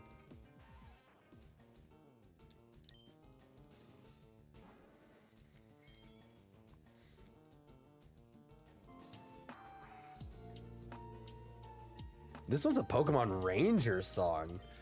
A lot of you guys in chat ever play Pokemon Rangers?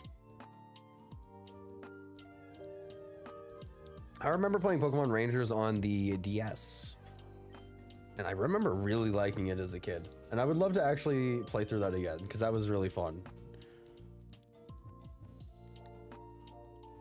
You beat it twice with Eevee and Pikachu, and you completely agree with everything I just said? Yeah. I think those games were really, potentially really good. Just the Let's Go battle style just kind of killed it.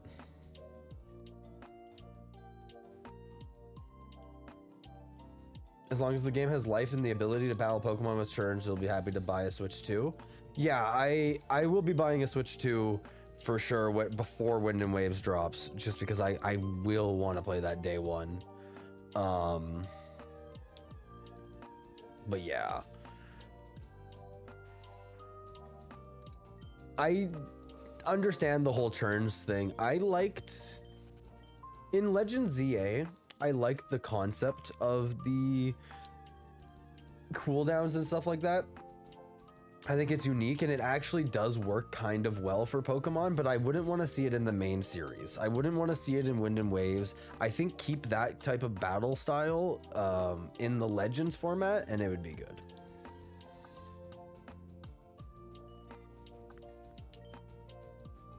You played a bit of Pokemon Rangers a bit on the DS? Nice. Yeah, I can't remember exactly which, I think it was Rescue Rangers, I want to say is the name of it. I could be wrong on it though, is the one that I played. I don't know how many of those they actually made though. That was the game that you could get the Manaphy in. That was a big thing, being able to get Manaphy.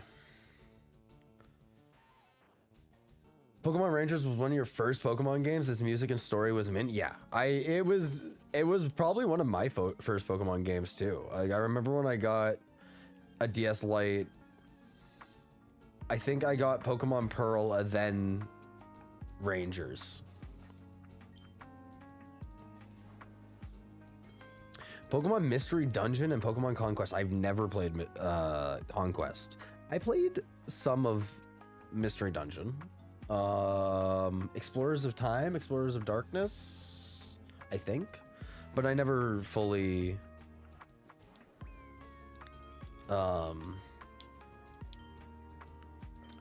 played through any of the Mystery Dungeon games. It'd be a fun one to go back through and check out. This is where my bitch ass went. Yeah, I'm streaming. I'm out here streaming. Tragic. What's up? What's up?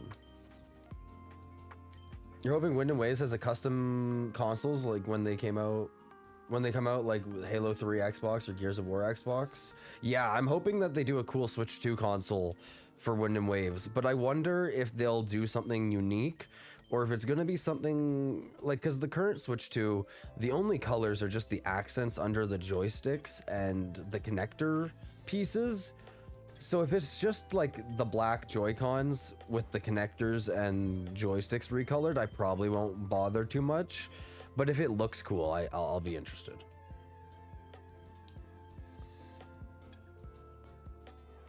You hope it's good because you want to like modern Pokemon? Yeah, I think there are aspects of modern Pokemon that are good, but there's a lot of aspects of modern Pokemon that are not great. And a big part of it comes down to Game Freak not necessarily quote unquote delivering, but also you can't please everyone at every game, so it's always hard.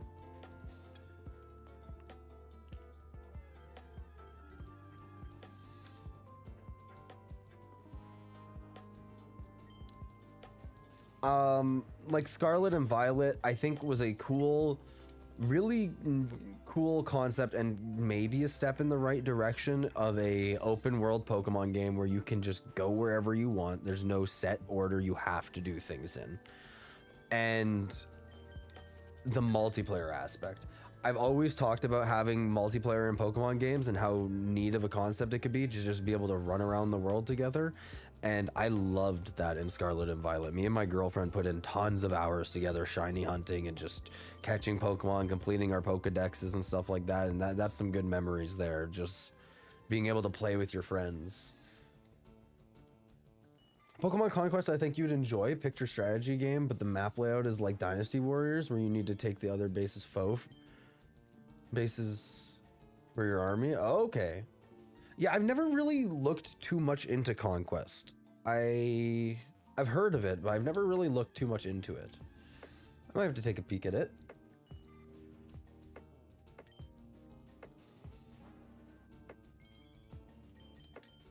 The gameplay is still turn-taking, but it was like their first 3D attempt on Game Boy Advance. Okay. Did they remake Pokemon Conquest? Am I tripping? Was there a slightly modern version of it?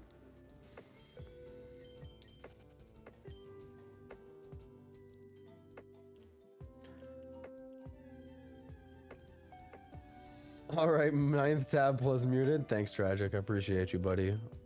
I'll play Deadlock tonight when I'm done.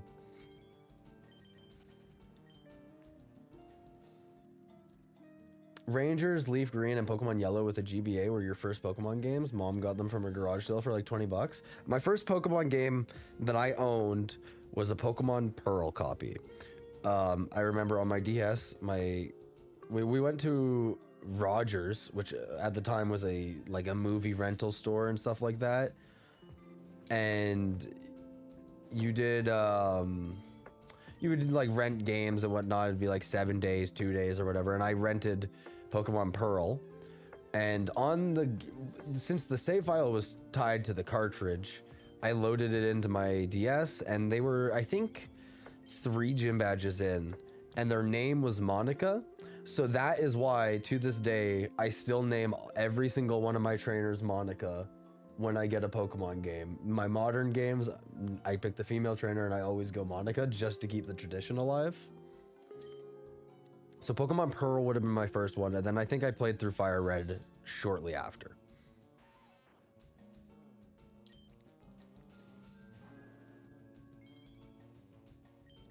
Pokemon Conquest got a ROM hack for it recently? Oh, okay. That's interesting.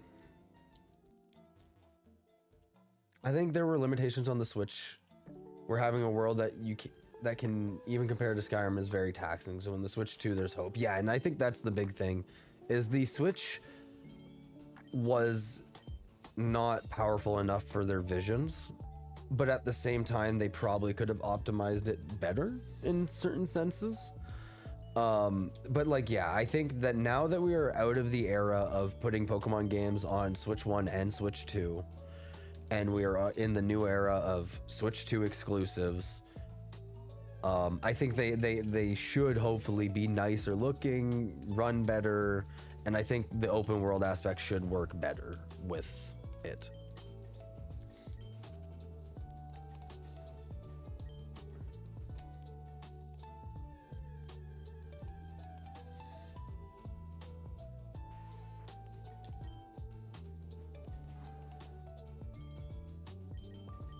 Pearl was what you got as a kid too with the DS. I love that game. It's hard to go back compared to Platinum. Yeah, I think Platinum obviously was just so much better. I am one of the rare people out there who didn't hate Brilliant Diamond and Shining Pearl.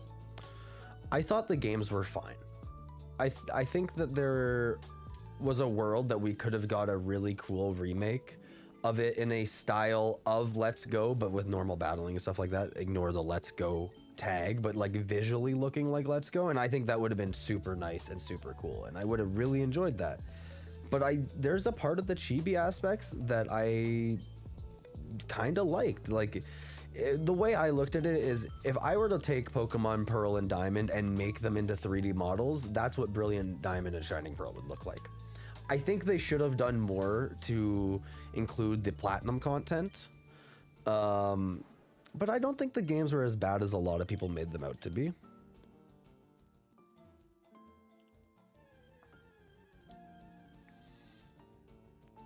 Your first Pokemon game was Pokemon Blue, and then you played Pokemon Crystal? I love Pokemon Crystal. Like, honestly, Gen 2 in general, I have a very soft spot for. Because of Soul Silver, specifically. Which I guess obviously is a bit more Gen 4, but playing through Soul Silver was just like such a cool world.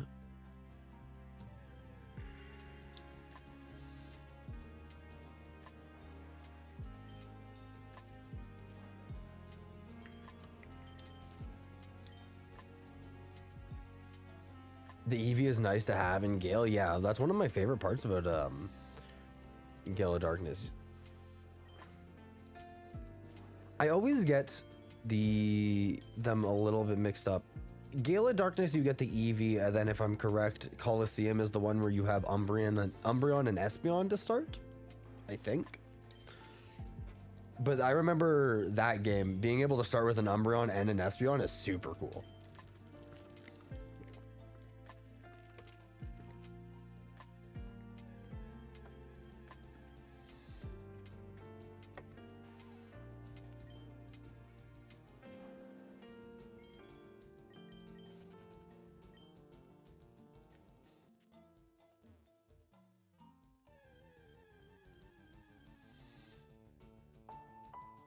Heart Gold has more life and love in a game than Scarlet and Violet got? Absolutely agree. It's Soul Silver and Heart Gold was literally, in my opinion, one of the best Pokemon games of all time. Like I was saying earlier, I think it's a top 3 for me. I would put it at very least, I think it's number 2 for me. It might be number 1. It's 1 or 2. It's 1 or 2 for me. Also, BDSP were okay games, but they should have stolen more from Pokemon Eevee and Pikachu and Platinum. But I'd rather play Platinum, and that's fair. I think, especially for the fact that you typically, unless you're going to emulate them, you have to spend $70 on them or whatever it is. It's hard to justify that price. But I think they were enjoyable games. I think that they were very enjoyable, and the community was very loud and toxic about it, which is fine. I mean, Pokemon community always is loud, and I don't want to say toxic, maybe that's not the right word, but just they get angry over everything. You can't please everyone.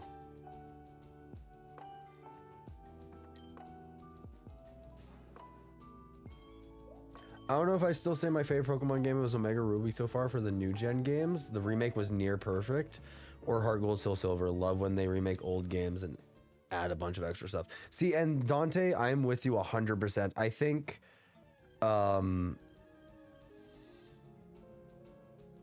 Omega Ruby, Alpha Sapphire, and Heart Gold, Soul Silver, those are my 1 and 2.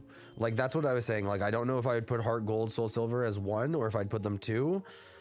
But like the other one that's in there as the like alternate is Omega Ruby and Alpha Sapphire. Those games had a lot of love put into them. Getting Gen 3 remakes finally was such a good feeling as well.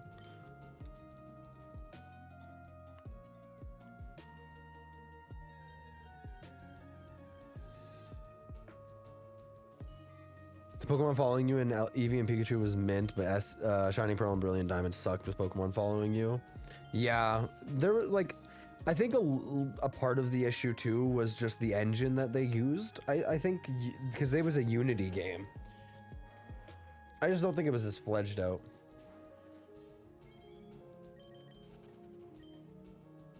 But yeah, I think for the most part it was fine. Like, don't get me wrong, there was a lot of glitches in the game that you could pull off, but there wasn't a whole lot that just happened naturally, at least for me. But I did remember doing the glitch to try and shiny hunt Shaman early, and I never did get the shiny, and now my game's updated, so I can't do it anymore, which sucks. But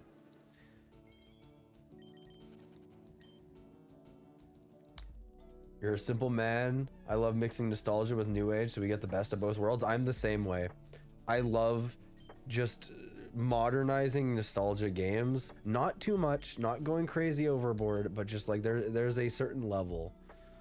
I think it's cool, and I love that fans do it a lot too. Like there's I think it's called Gamma Emerald, is a work in progress, and it's in like the kind of the style of Octopath Traveler and those like HD 2D games, and I think that's super cool, and it's kind of a bit of a modern game but also like nostalgia.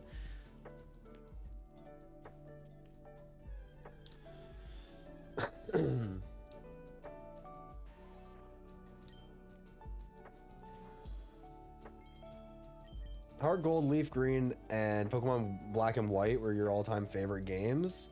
Yeah, I think Black and White are probably my number 3. I like Black and Gen 5 in general. I don't know if I would say Black and White or Black and White 2. I'd almost bunch them all together.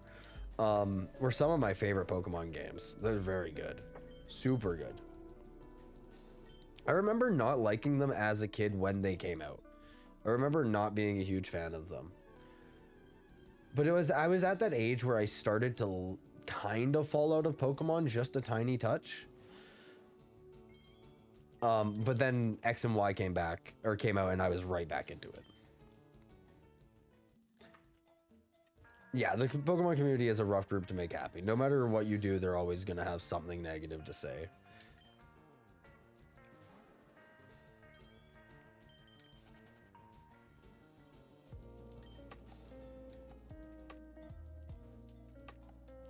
If you only had a Switch, it would be a great way to play Pearl or Diamond. Yeah, if you only had a Switch, like it's definitely an enjoyable way to play Pearl or Diamond. Like people get turned off by it a lot because of the things that people said online, but I tell people all the time, like if you are just trying to play the games for them being Pokemon games, you'll enjoy it. You'll love it. I'm also hoping we get Black and White remakes or a third game. Just Black and White is I need a good remake, but I think Nintendo / Game Freak is a little scared because of what happened with Brilliant Diamond Shining Pearl. I think they're a little worried to piss people off like that again. So I think they want to make sure it's perfect.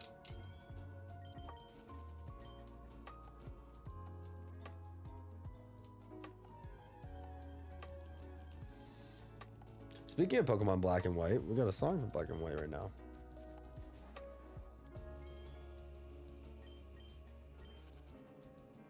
This is the ending theme.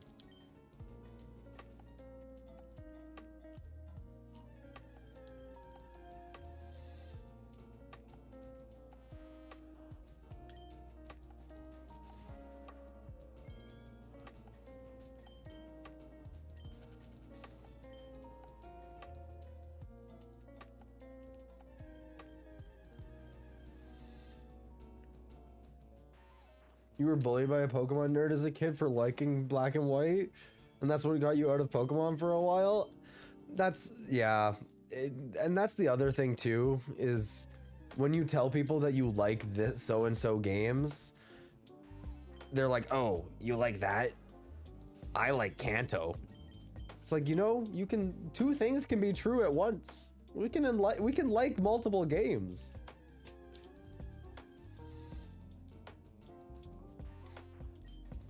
Guys, we're almost at odds. 50 more encounters and we'll be at shiny odds.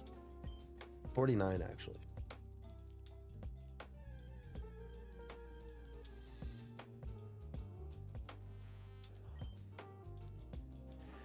I think that, yeah, if you were to take that big jump from playing the DS games and then hopping straight into the Switch games, it would not be the same.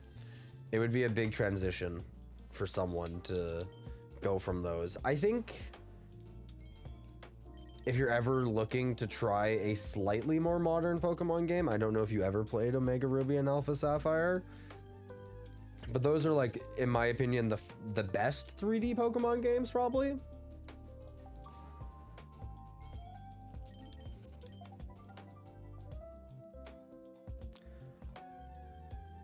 There were two eras that I started falling out of Pokemon. I started falling out of Pokemon during Black and White 2, not Black and White 1. I enjoyed Black and White 1 a lot. Black and White 2, I started to fall out of Pokemon, and Sun and Moon. I started to fall out of Pokemon. But besides that, I've always been hyped every time there's a new game come out.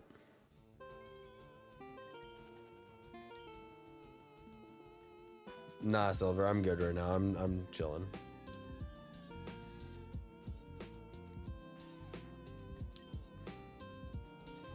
I haven't really been playing CS a lot lately.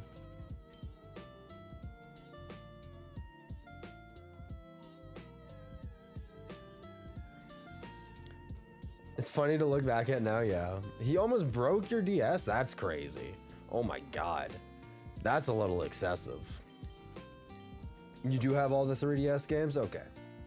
Yeah, I think Omega Ruby and Alpha Sapphire are really the best 3D modern. It's hard to say they're modern because they came out in like 2013? Something like that. So it's kind of hard to say that they're modern.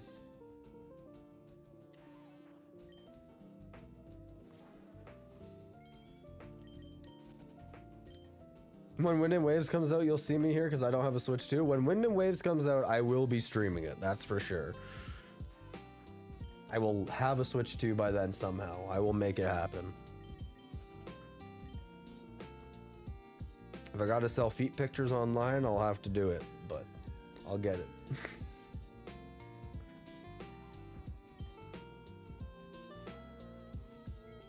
No, my girlfriend was actually just talking tonight about buying one. And her whole thing is, she's like, you know, if I get a Switch 2, you're just gonna use it all the time. I can't buy one, we'd have to get two. And I'm just like, you could buy yourself a Switch 2 and I will not touch it. Like, if it is your console, it's your console. I might ask to use it here and there if you're not, but...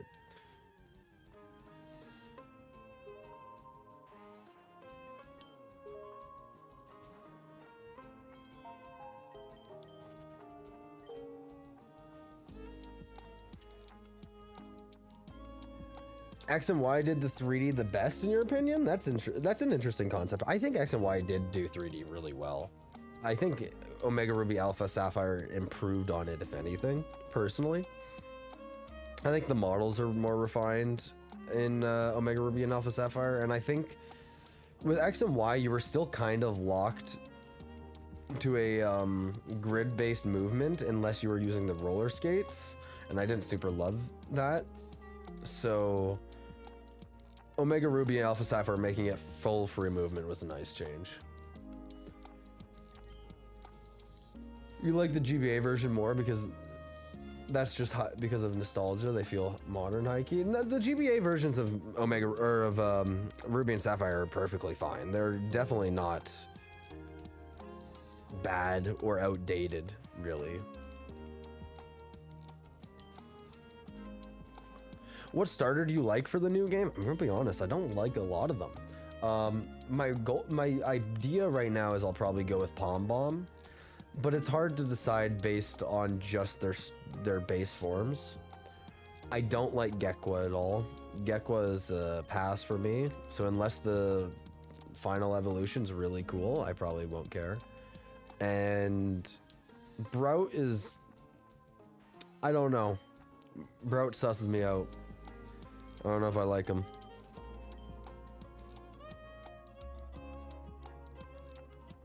They feel better than Scarlet and Violet? That's fair. Scarlet and Violet are rough. I remember when Scarlet and Violet came out, I had rose tinted glasses to an extent. I'm like, this isn't that bad. And to be fair, they weren't that bad, but they had issues. The performance issues were there. I know on Switch 2, the performance is significantly better, which helps a lot. But like graphically still, they weren't as good as they definitely could have been. But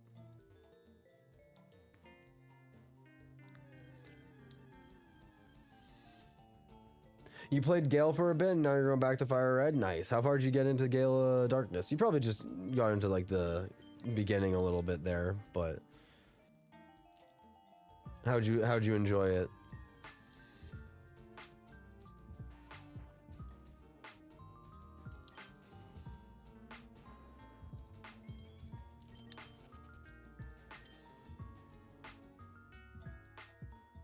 Pom Bomb is your favorite so far too? It's adorable. Yeah. I think it's definitely the cutest looking one.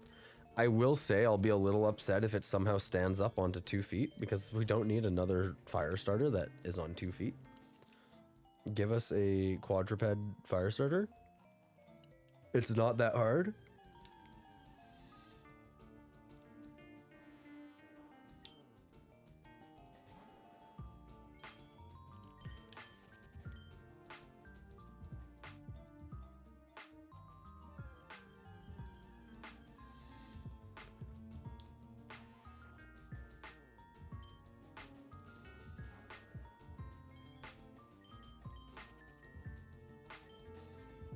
I can agree with you, Duck. I think the world design was really good in X and Y. I think it was also like not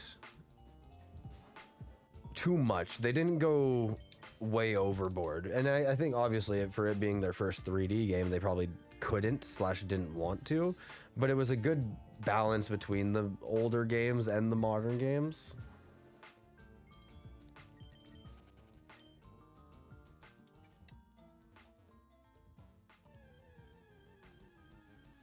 The starters for Window Waves are okay. I like water dark types, so I'm hoping the purple gecko ends up being that. Yeah, I'm kind of thinking that it might be a water poison type. That was the vibe I was kind of getting, and I think that would be a unique starter typing.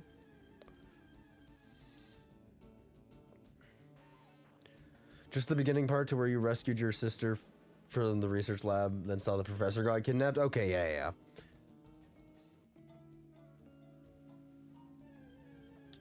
It's fun when you start getting to go to some of the other areas as well, because you kind of start off in just in that lab area for a little while with your cool ass motorcycle.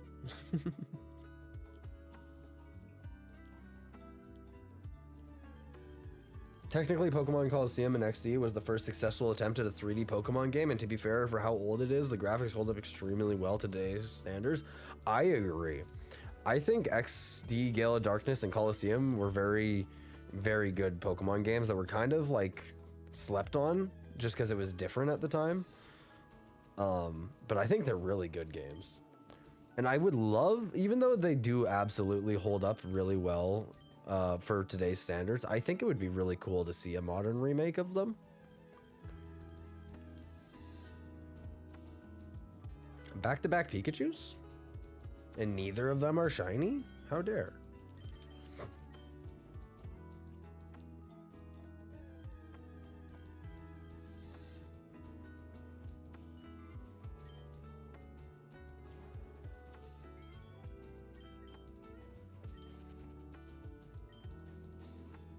You're a Florida boy, so you like lizards? And also, yes, no standing of the dog. They make it go only on the back paws, and then I'd be turned off from using them. Yeah. I think we don't need another, like, it's a dog. He doesn't need to stand up. He's gonna stand up and have like a business suit on or something like that and hit you with a briefcase. Because of course it will, it's Pokemon. But hopefully it stays on all fours. I think lizards are cool. I think lizard Pokemon are very cool too. A water poison type you'd be down for? Yeah, I think it'd be a unique starter type.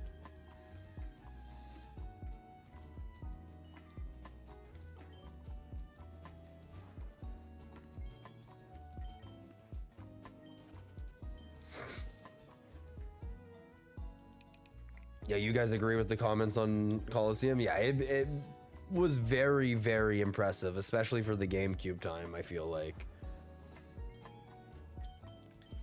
Plus, it was a gritty for some of the story, like involving more dark aspects of Pokemon, like professors getting kidnapped, shadow Pokemon, and your main guy blows up Team Snagum's base.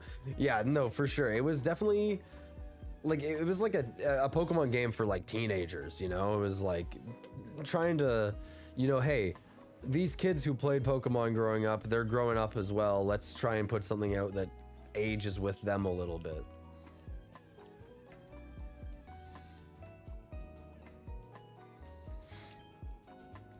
Growlithe is a badass Pokemon. I want that with a fire fairy typing. That would be cool. Like that'd be cool if Pom Bomb was somehow a fairy type. I think I could be behind that.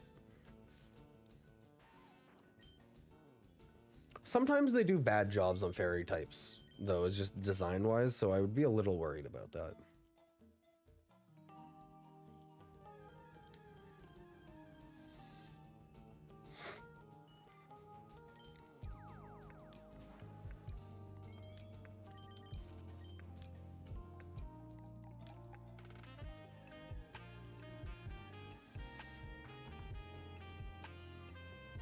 Spin facts, it felt so different in all the best ways. Yeah, it felt different, it was new, and it just like, it was a bit more grown up. It wasn't necessarily the kids Pokemon game anymore, where here's this cute Pokemon. Like, sure, there's still the cute Pokemon, but there's some more story to it. It's a bit more story driven.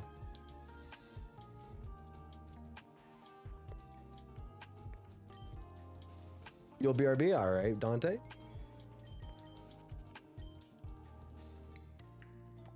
Guys, 2 encounters away from hitting odds. 1 more after this here. 8,192. We're about to hit shiny odds. Do we think we're getting the shiny here?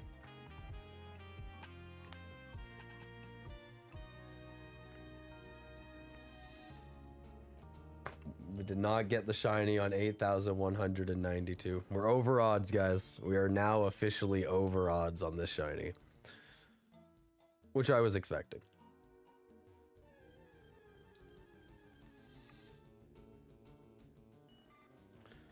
Because of the dog breed they chose, they could do some dope stuff, but for God, I pray it's not a firefighting type. Yeah. My girlfriend has a Pomeranian, so I'm probably gonna name my starter after him. Just because it kind of looks like Bum Bum.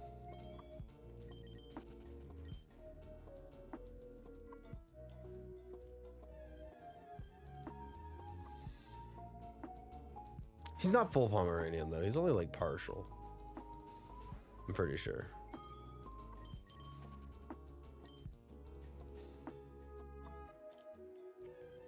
But he looks like him, so.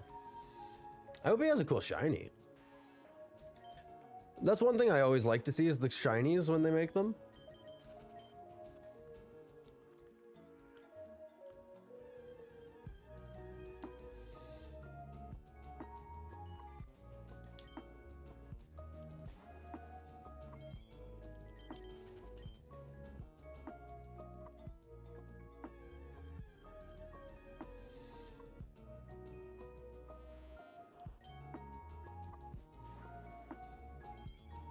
Man, all this talk about XD and Coliseum is making me really want to play through it again. I have them both installed on my Steam Deck, so I might start doing that casually off stream as well.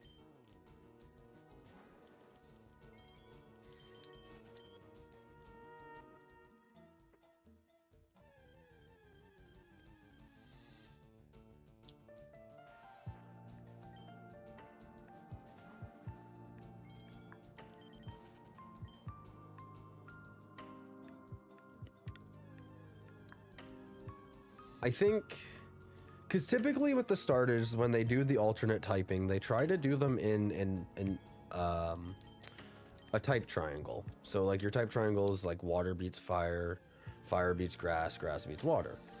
I think, if I remember correctly, you could do a triangle with poison, fairy, steel, but there's one of them that slightly is better. I can't fully remember what it is, but I think doing a poison for Gekwa, maybe a fairy type for Pom Bomb, and then a steel type for Brout, maybe? A steel grass? He'll be a steel flying though, probably.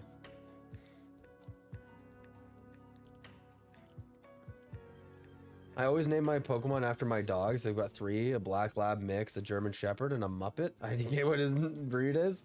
That's awesome. I love dogs. I unfortunately only have my one dog now, but she's a golden retriever. She's like 10 now. She's a fat dog, and I love her. Mando, Yoda, and Jango. I love that. I love that. The Star Wars names. We love that. I'm a big Star Wars fan. You probably can't really see behind me because my lights aren't great. But there is this whole shelf. Ignore this. This is a disaster. I have to organize all that. So we just pretend that doesn't exist. But this is all, for the most part, Star Wars Lego. I'm a big Star Wars fan. Also a big Lego collector. So that's one of my passions.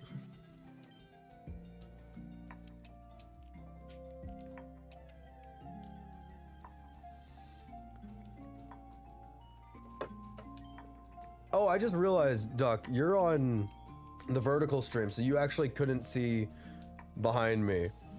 My bad. I don't have my webcam on the vertical stream. I got a lot of Star Wars stuff behind me. Sorry, my bad.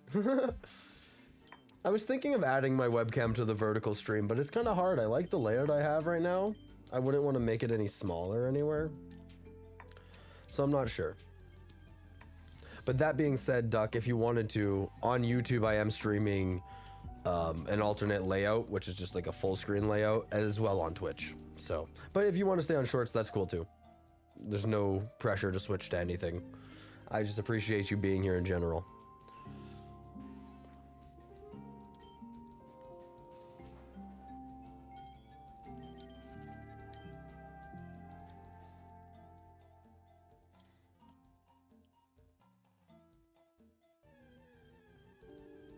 Yeah, you couldn't see anything? Yeah, that's my bad. I forgot that the vertical stream doesn't have the webcam. That's my bad. Steel grass type would be dope. I think it would be interesting. I don't know how they would do it with Broat because he is a bird looking thing, but I'm sure they could do it if they tried so hard. Sorry for my loss. Yeah, he was an old man. It was time. I love him lots. Plan on getting a tattoo of his paw print here soon. His name was Dexter. He was a husky. Your brother has a TIE fighter on his chest, and you have an X-wing? That's sick. That is super sick. I want to... I want to get a Star Wars tattoo of some sorts. I only have a Zelda tattoo and a tattoo for a music artist. Personally, you like your layout like this and didn't even know you could switch? No, it's perfectly fine, dude. Like, I try to make sure my layout looks nice on all formats. So. You're switching over to this chat? I didn't know there was a difference between the streams. They're the same stream, just one's in the vertical format for YouTube shorts and whatnot. And then the other one's in just a standard format. Yeah, this is where Dante and Marshall have been chatting a little bit.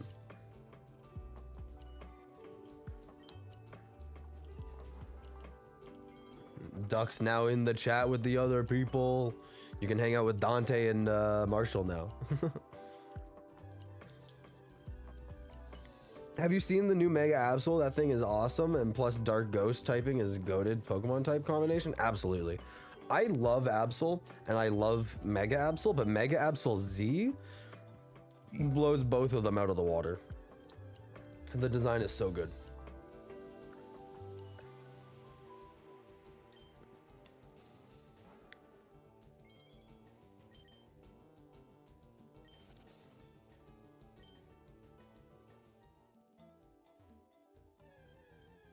Waiting on your food to be done? What'd you make, Marshall? What you eating?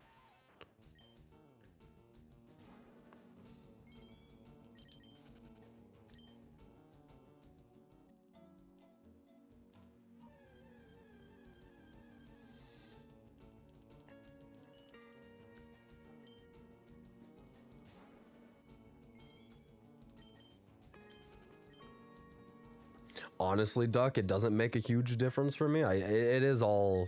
I thankfully have a program that condenses my Twitch chat, my YouTube chat, and my YouTube Shorts chat all into one, so I can see you guys all together. But whatever stream you like watching more, whatever format's best for you. I like to give the option.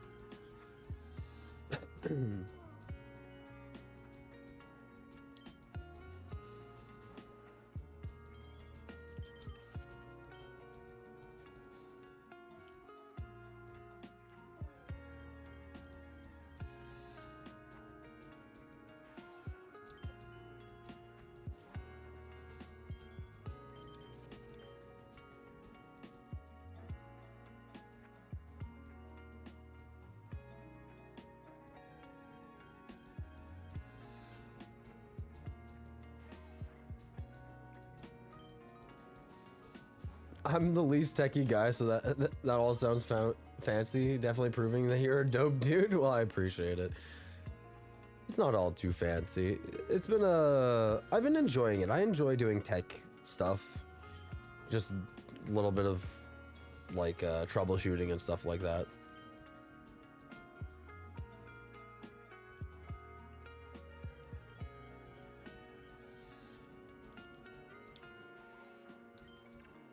I have a lot of experience in graphic design and whatnot, so that's why I try to make my layouts look all nice and all that. I put a lot of effort into my stuff, more than I need to, but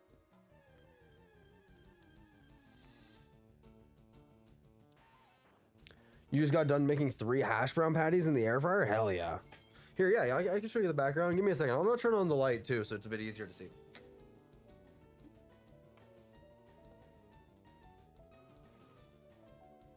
I'll try and move the webcam a tiny touch. Can't really move it too much, but yeah, there's a whole bunch of Star Wars Lego. I got TIE Fighters on the left side here, Jedi Starfighters on the right, ATT and Gunship on the top there.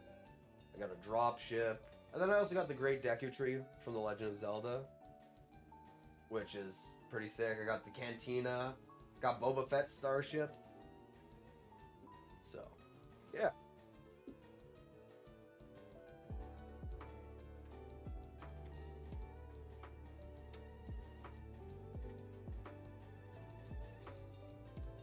Bitchin', thank you, I appreciate it. It's been a long time collection. I've been collecting for a long time, so I'm big into the Clone Troopers. Prequels era was big for me. So I have like a whole clone army technically. Let's see if I can pick this up without ruining everything. But like, this is literally a whole bunch of different legions of clone troopers. I'm definitely not showing this off the best that I could. A lot of these I actually hand decaled myself.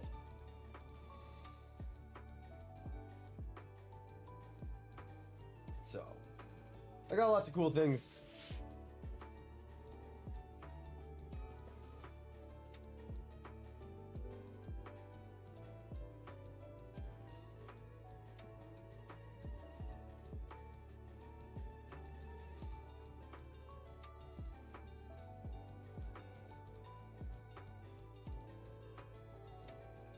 There we go.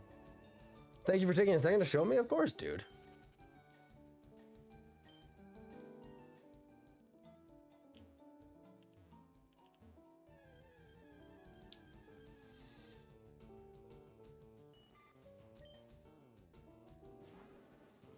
Hell yeah, nice setup. Thanks, dude. I appreciate that.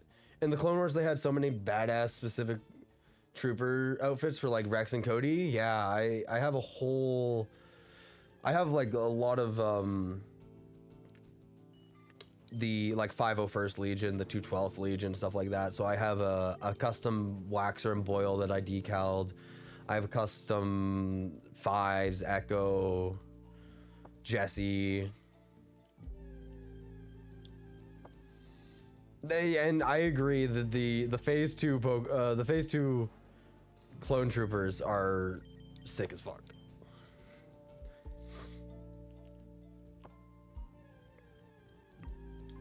As a child, I always wanted a clone army in Lego. So now that I'm an adult and have a little bit more of a income to spend, I have a little army, which is was something I always wanted as a kid, so it's nice.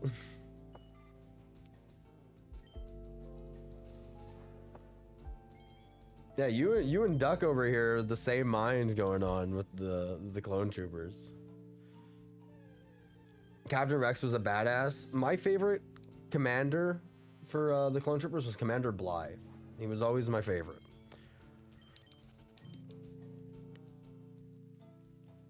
And 327th Star Corps, always thought was cool.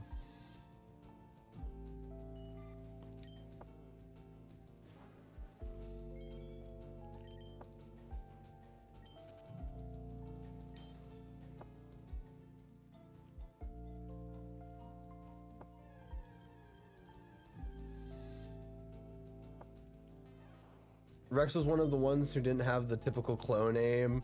Nah, that dude didn't miss in the heat of passion. He don't miss in the heat of battle. He don't miss. No, Rex was a goat.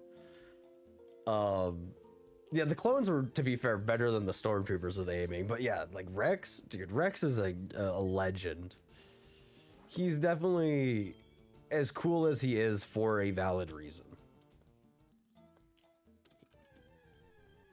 You have so many shelves of video games I wanted, so I feel that. I wish I had more physical video games from like classic video games. But they're expensive nowadays too. You got to find them at like garage sales so they're not breaking the bank.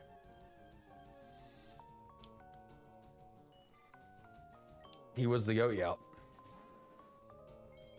Bly, yeah, just BLY for Bly, but yeah. He was a goat as well.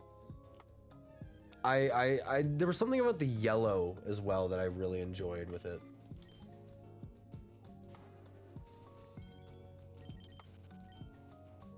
Also, I just realized that I've just been going on autopilot for like the last like 10 minutes, so hopefully I didn't run away from a shiny. I doubt it, but I've been going on autopilot for a minute here.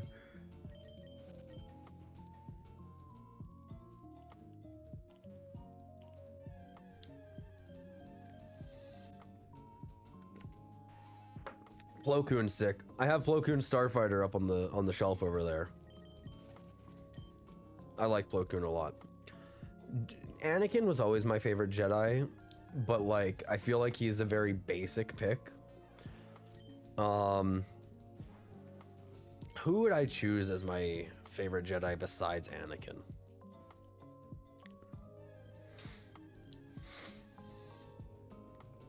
Plo Koon's a really good choice. I liked Kit Fisto a lot as well. It might be Kit Fisto. I really liked Kit Fisto. I thought he was cool. General Grievous, of course, was dope. If we're talking like dark side or like evil Sith, dark side, whatever. Grievous is definitely up there. I liked Asajj Ventress a lot. Asajj Ventress was one of my favorite Sith.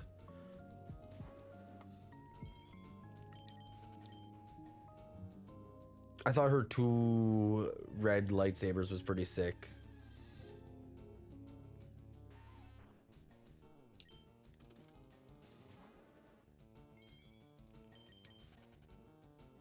People sleep on Plo Koon, but that man in battle was considered on Yoda's level. That's why they waited till he was in a spaceship before the clones went after him. No, Plo Koon is like highly regarded as a top tier Jedi, and rightfully so. I saw something that we might see Plo Koon in the... I don't think it was the Ahsoka show, but there was some show that they were talking about, and there's a chance that Plo Koon's gonna make an appearance, which would make sense because I know it's Filoni's favorite.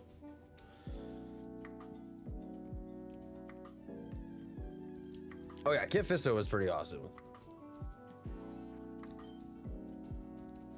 There was something about him that I really liked as a kid. Just cool design. Just thought it was different, unique.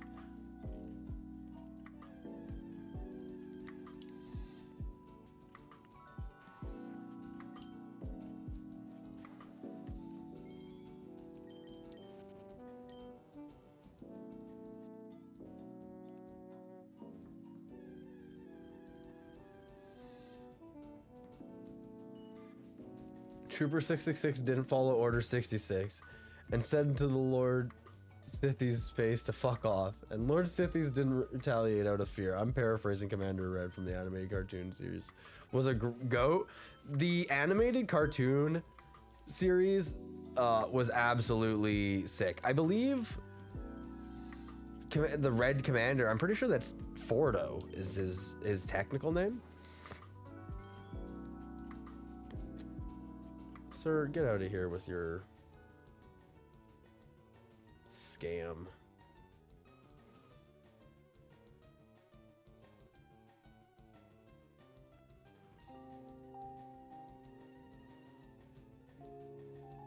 Sorry, 1 second, chat.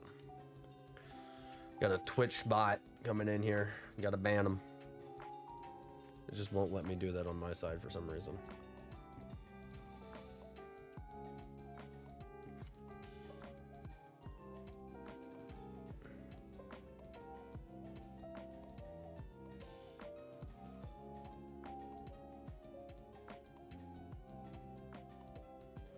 There we go. He's gone. He's gone out of there.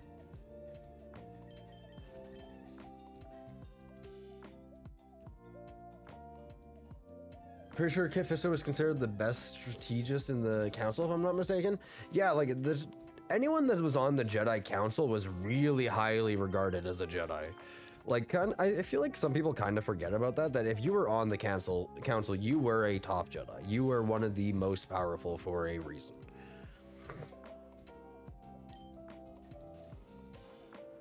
I wish he had a better death. I wish that he didn't die to Palpatine in such a lame way. But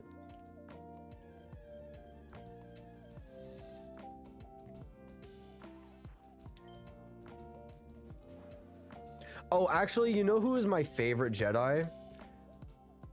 Qui-Gon Jinn. Qui-Gon Jinn was my favorite Jedi growing up. In episode 1, he was my favorite character. I loved him, and I wish we saw more of him. I do really wish we did.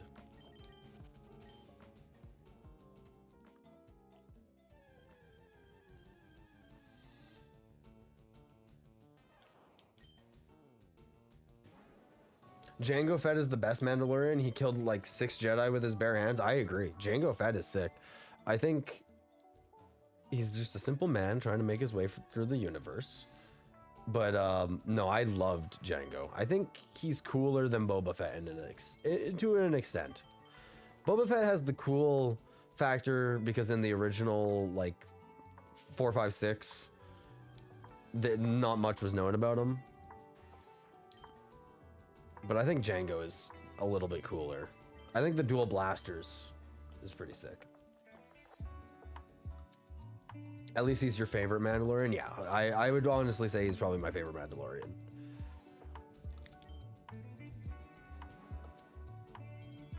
I wish some of the council members got some more screen time because, you know, they gotta be beasts. Like, imagine a show literally just for the backstories of the council's Jedis and how they got there. Absolutely, man. And I think like something like that would potentially even do a little decent. I know in Star Wars Acolyte they had Kiada Mundi, and a lot of people lost their like mind in a not a good way necessarily. They hated that actually. I never watched Acolyte. That's the show that I didn't actually ever put any time into, but I might go back and watch at some point. I think it'd be really cool to see a lot of those Jedi Council members on like live action again.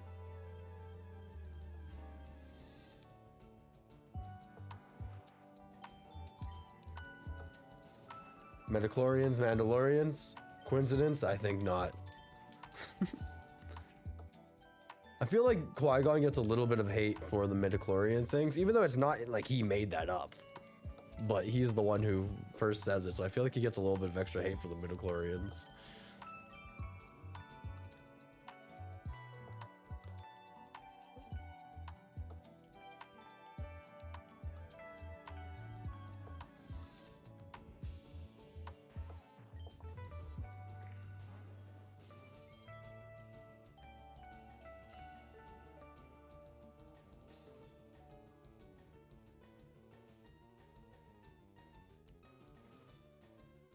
You know what we're going to do real quick, chat?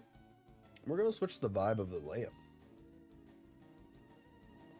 We We're gonna go into a sunset vibe.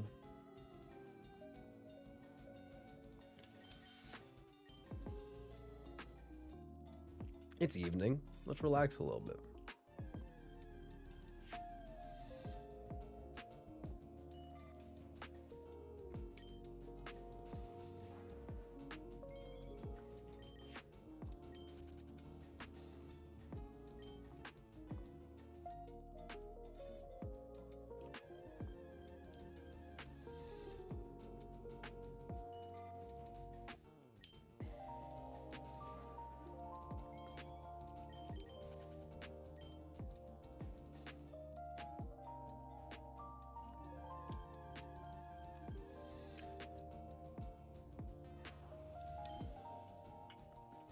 Django spawned an army and was a badass bounty hunter, but Boba also fought Darth Vader twice and was his equal. 100%. Like Darth Vader, or not Darth Vader, sorry. Boba Fett was definitely no slouch. But like they used Django Fett to be the base of the clones for a reason. He was one of the best Mandalorians in the galaxy, one of the best bounty hunters in the galaxy. Midichlorians is just a basic level of power. The control of that power is where you get the true capability, and that's why Anakin can have more midichlorians but be weaker than someone like Yoda, who is smaller and has less natural midichlorians. Yeah, 100%. Like, you also got to remember that Yoda, when he dies, he's 900 years old. Yoda has been a Jedi 3 times long, almost 9 times longer than, actually no, Darth Vader was probably like 50 when he died. So like Yoda was a Jedi for 18 times longer than Anakin lived, if you think about that. It's like he had way more experience, and like experience means everything, to quote Captain Rex.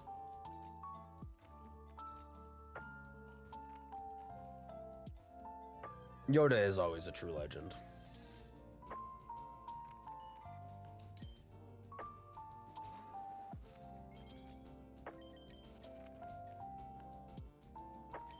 Like literally, Anakin's bloodline existed for like half the time that fucking Yoda, not even half the time. Shmi, Skywalker, Anakin, and Yoda, that's like 150, 200 years worth of a bloodline.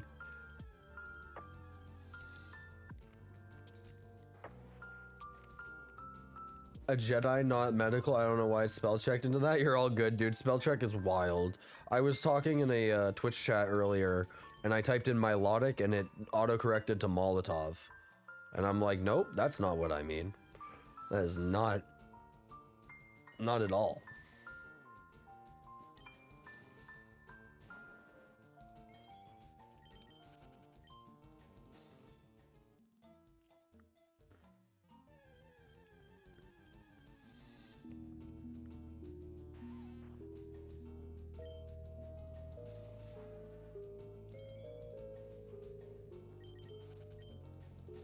The Clone Army was highly trained and were better off near the end of the war than the Separatists because their bots got cheaper and stupider. Yeah, the Trade Federation had a significantly smarter and stronger droid army than the Separatists ever did.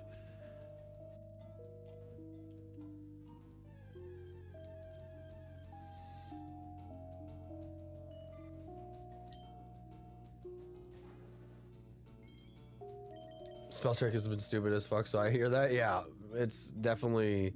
Spell check is weird sometimes. You're gonna catch a shiny Molotov? That's literally like what we were talking about in the chat. We were talking about Masuda's or something like that, and I was like, yeah, I got a shiny Melodic, and it said I got a shiny Molotov, and I'm like, that's not what I mean.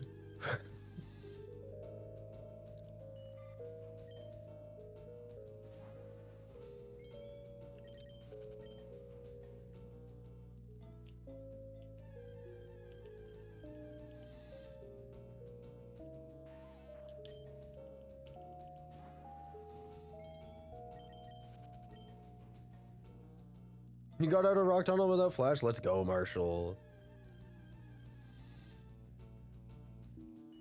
Buddy's on his way to... What is after Rock Tunnel? Is that where... That's Lavender Town. You're on your way to Lavender Town, right? Good thing you're not playing Pokemon Green.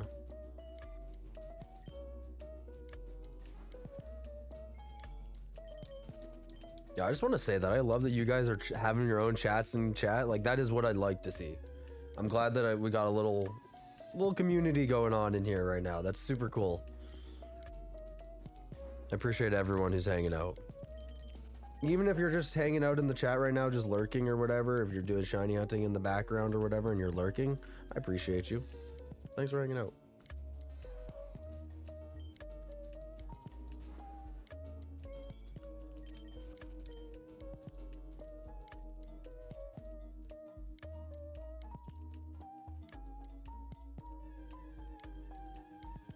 You've been grinding your Spearow? Let's go.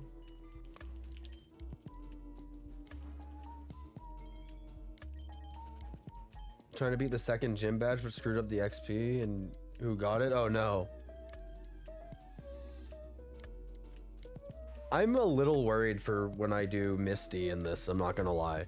Just because if I get the shiny Pikachu, not worried at all. We'll be perfectly fine. But it will be a little bit difficult with a Butterfree or a Beedrill to beat Misty. And I might have to do a third shiny hunt before I do the second gym badge if that's the case.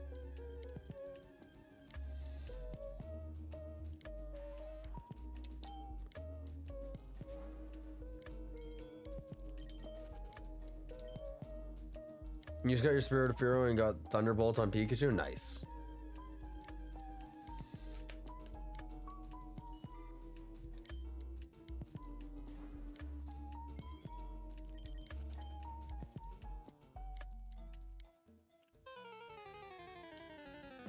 I'm not gonna lie, that battle music kind of scared me for a second there. I was like, what's happening? I'm like, we're having a battle? Caught me off guard.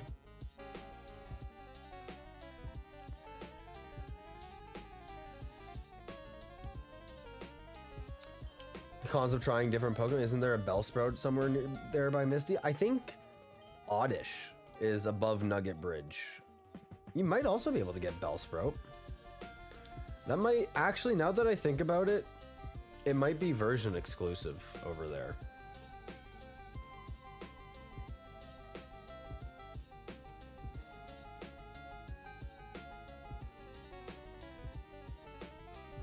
Bellsprout is an exclusive to Leaf Green.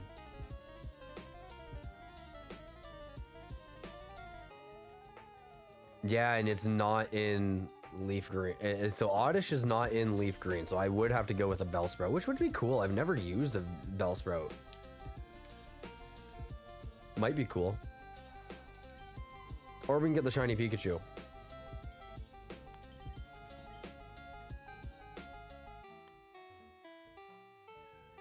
The battle music is dope. It is. I just caught me off guard. I wasn't ready for a battle. I got a little scared.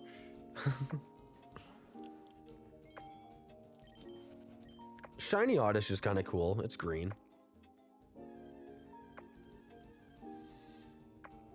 Shiny Bellsprout's gold, I believe. Which would kind of go with my theme of gold shinies to an extent. And by theme, I mean I have a gold shiny.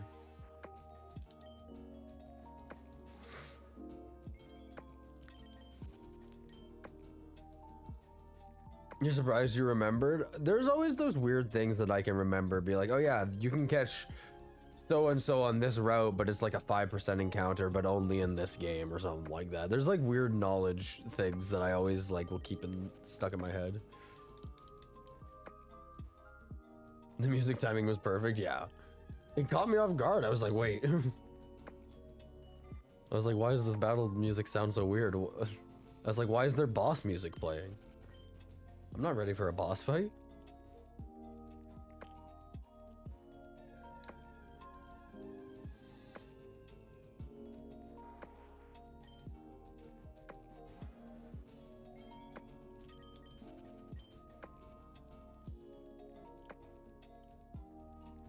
final form of Bellsprout isn't bad. It's kind of tanky with a lot of status options with powders. Yeah, no, I think Victory Bell, that's what it is. Victory Bell, I'm pretty sure is actually not bad of a Pokemon. I've just never used it. It's just one of those Pokemon I've never tried out before. I think I might go for that now. I'm not gonna lie, I'm very tempted. I think Mega Victory Bell is ridiculous. I know a lot of people did not like Mega Victory Bell, but it has a soft spot in my heart for being ridiculous. I like the Megas being ridiculous looking though, so.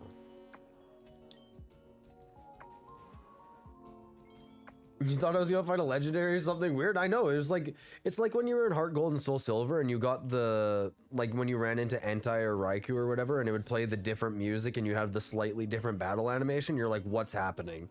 Like, I remember as a kid, the first time that happened, I was like, why the fuck is there an Entei in front of me? Like, what?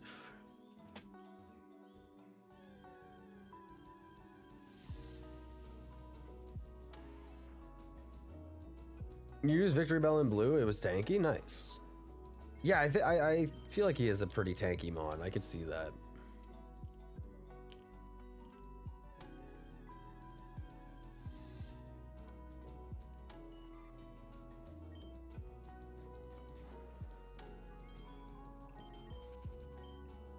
You're cool with Mega Victory Bell, plus at least you got a buff of some sort to keep up with the newer mons. Yeah. I think the designs are weird, but I like them. I think they're different and they're silly and goofy. They're goated for Misty and for many of the Charizard playthroughs, so honestly it might not be a bad grass type to fill your team. They can also learn Flash. Yeah.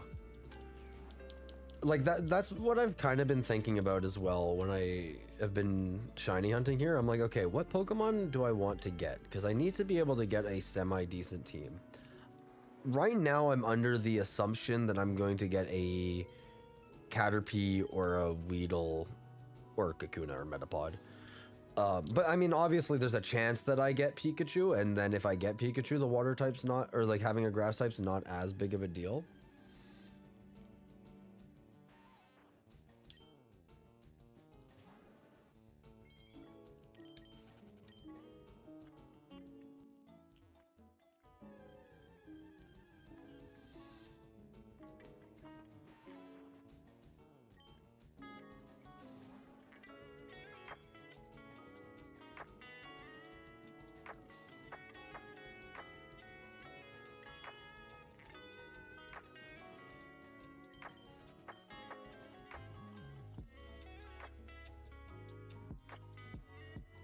This is true, just throwing out options. No, and I appreciate it. Yeah, I have no clue what I'm going to use yet.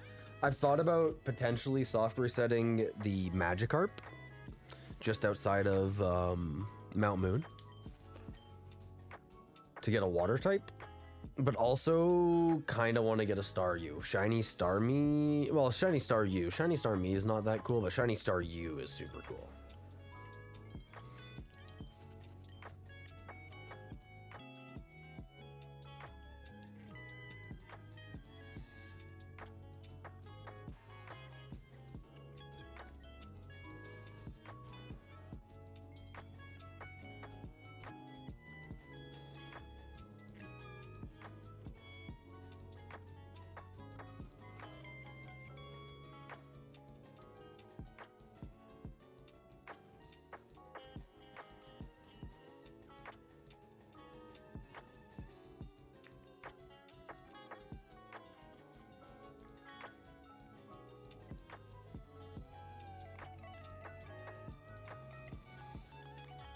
All right, sorry, I was just replying to a text message, and now we are good.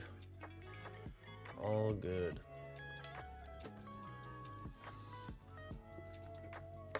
What time is it for some of y'all in chat? It's 10:40 p.m. for me, Mountain Time over here.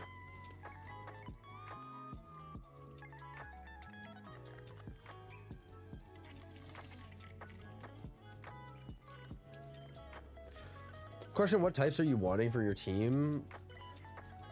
Fighting, electric, grass, maybe, and fire. Maybe static Magikarp shiny. Yeah, I'm thinking of doing the one that you can buy just outside of Mount Moon, potentially.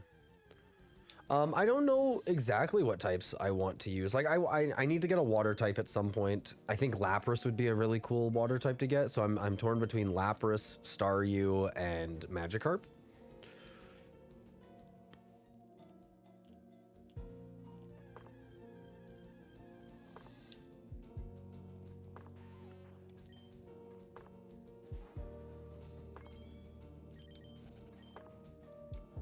I might soft reset for Hitmonlee or Hitmonchan. I think that could be a fun one to go for as well. That would be a fighting type. But I'm not like super set on any Pokemon. It's just kind of what I get when I hunt. But I'm trying to avoid having duplicates types. So like I don't want to have like 3 poison types or 3 bug Pokemon or anything like that. It's 12:41 over there. Nice, nice. It's pretty late for you then.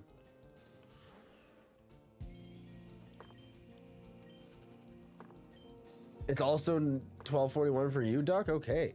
9:41 for you, Marshall. So you're somewhere on the west coast here, hey Marshall.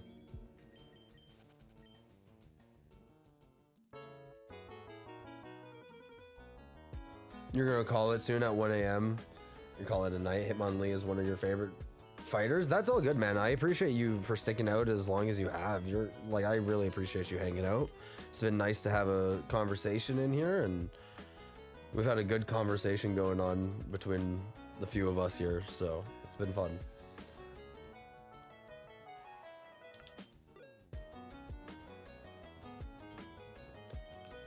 Honestly, I'll probably be calling it soon here as well, probably in the next 30 minutes. I gotta work in the morning. I can't stay up too late. But that being said, tomorrow I will be live again. I will be streaming tomorrow, so.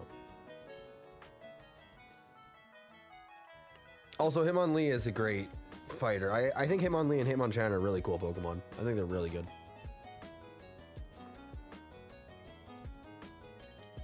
I might go for the Hitmonchan. I think it would be fun, but I don't super want to do a lot of soft resets for this, but we'll see what happens.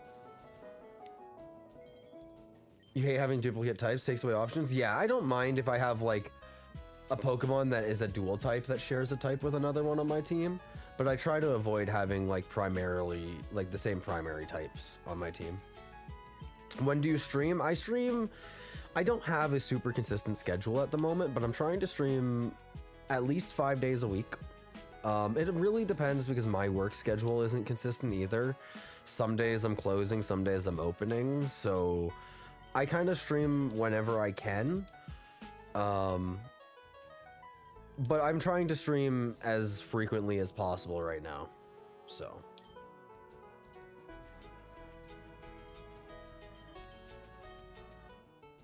Tomorrow it will probably be 2 p.m. Mountain Time, maybe 3 p.m. Mountain Time. I'll start my stream.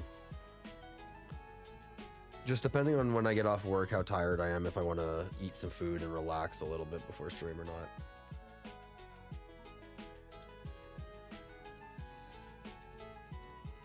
Also, sometimes I'll do double streams where I'll do a couple hours in the morning or like in the afternoon and then a couple hours in the evening.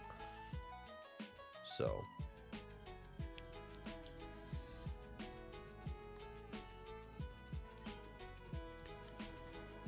you're a Hitmonlee fan, but Hitmonchan has better type coverage. Not gonna lie. Do love high jump kick though. Yeah. Hitmonlee I think is cooler than Hitmonchan, but getting all the punches like Fire Punch, Thunder Punch, Ice Punch, super busted on Hitmonchan. You just get all the type coverage in the world. Yeah, high jump kick is super good though.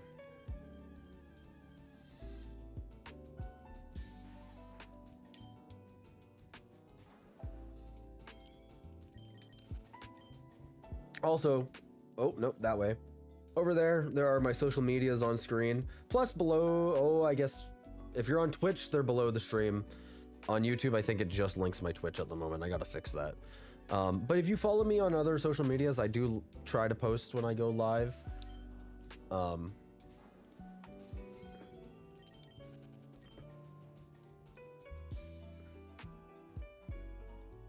And dope, I work a normal 9 to 5, thankfully. Used to be a commercial refrigeration tech before I blew up a gas station.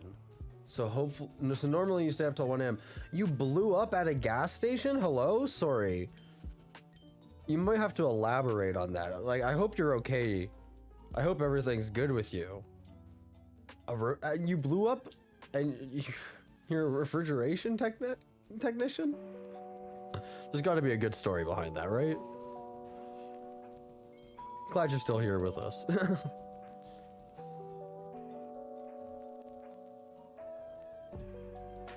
One has type coverage, the other one has max stab damage. Yeah.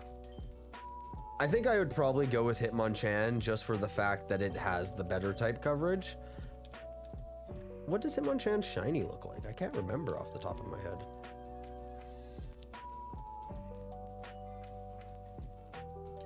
Oh, it's got the blue boxing gloves, and it's like a slightly green color.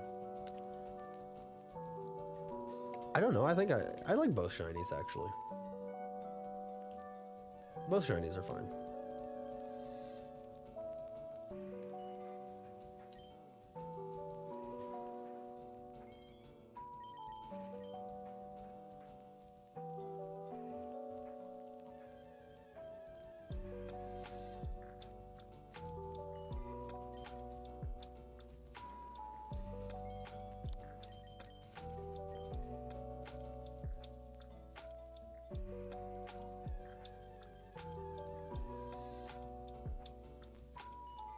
Still gotta be sorry, but 5 years ago you had two 18650 batteries blow up in my pocket as I was pulling up to the gas pumps. Years of recovery and legal weed later, life is great. Hey man, that's hey. Hopefully you got a little bit of a payout for that. Hopefully, right? I would hope. I'm in Canada, so we have legal weed, so I don't have to worry about that. A few years, 2 years ago, it's coming up on 2 years, in 2 months here, actually. 2 months ago, or 2 months from today, it will be 2 years. I got hit by a car and I broke my pelvis, actually. So I've been recovering from that for a while. I couldn't walk for a few months there. It was pretty rough. I'm thankful to be here still, but so right now I'm working a lot more part-time. It's a little bit more physically hard for me to stay on my feet all day working. So I typically am only working part-time. You now have a better job and I'm able to have 3 dogs. God is good and I've been blessed. Nothing important was burned, but I have a hand-sized 3rd-degree burn on my upper left thigh. Jeez. Yeah. Well, I mean, glad that nothing worse happened, but that's still super scary, man.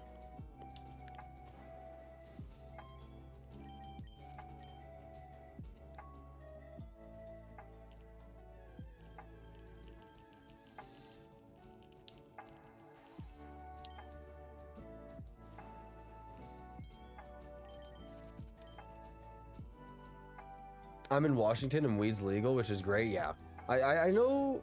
I think I heard something that not necessarily is being legalized across America, but is being decriminalized a lot more. So it's going to be not easier in those states that are still not legalized, but less of a concern for people who partake. You're not far from where you're at, and yeah, it's legal here.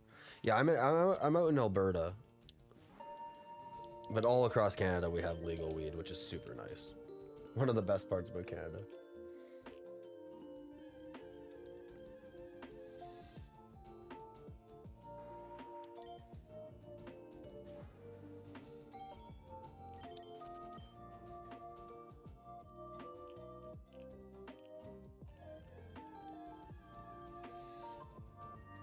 I think I'm going to go to 8,500 encounters. So about another 135, 136 encounters. And then we're going to end stream for the night. So probably another 25-ish minutes.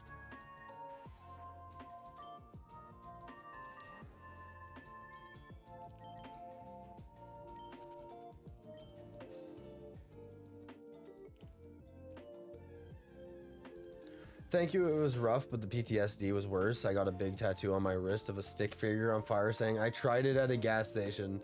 So I've made fun out of it. I'm not gonna lie. I'm super tempted to get a tattoo of a stick figure getting hit by a car. I've talked about that with some of my family. Cause like, you gotta make fun of it a little bit. The PTSD, absolutely, I can imagine that being worse. I know I still deal with a little bit of trauma with that, like definitely higher anxiety spikes and stuff like that, so that's something that has been dealing with since, but I'm just thankful to still be here. Could have ended a lot worse that day. Like, I'm in Alberta and a lot of people drive those big old lifted trucks, so if I got hit by one of those, chances are I wouldn't be here to this day. So I'm thankful I got hit by a little car. Not a little car, it was a solid sized car, but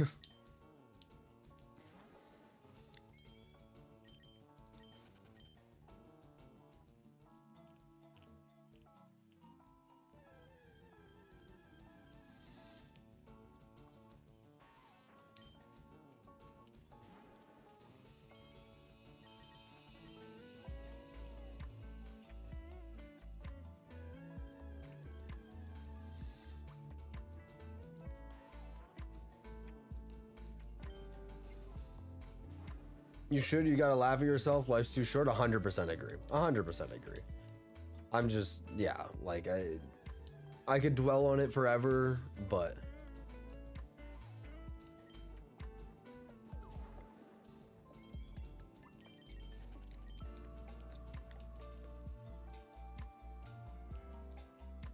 sorry I went through getting hit by a car, but you're happy I'm okay, all things considered. I appreciate that, man. Yeah, it like definitely was shitty, but again, like it could have been worse, so I'm just thankful that it wasn't. You know what I mean? I didn't have a head injury, thankful. Like that was the biggest thing, is I got hit by a car, landed through their windshield type thing, didn't hit my head. That was the biggest thing. I didn't hit my head. I could have been a whole different person. You know what I mean? Could have been a whole different rest of my life. So you got polka trash behind it, so it looks cool. What's polka trash? I'm sorry, you might have to explain that.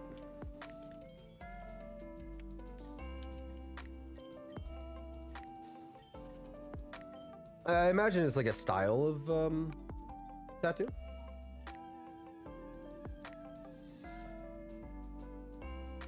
Okay, it is a style of tattoo.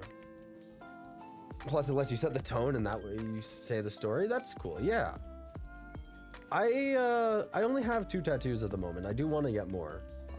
I don't really have any themes. My left arm will be a theme. It's going to be all roses, because right now I have 2 roses on my wrist. It's kind of an awkward spot to show. But there's some roses on my wrist there.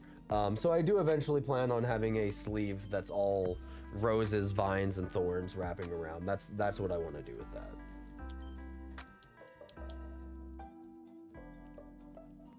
And then this arm, I just have the Hylian crest. Those are my only tattoos at the moment.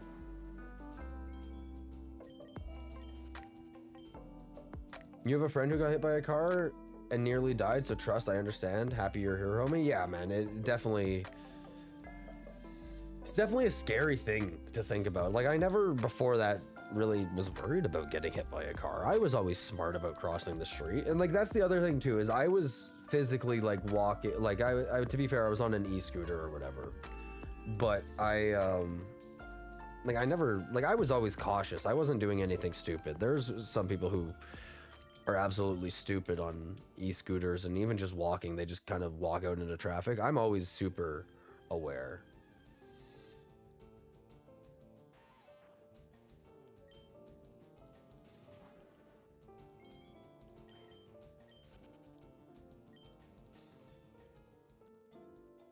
It helps fill in blank space with splashes. You should Google it because it really does look dope. Makes a smaller tattoo look bigger than it really is because of the negative space it takes away.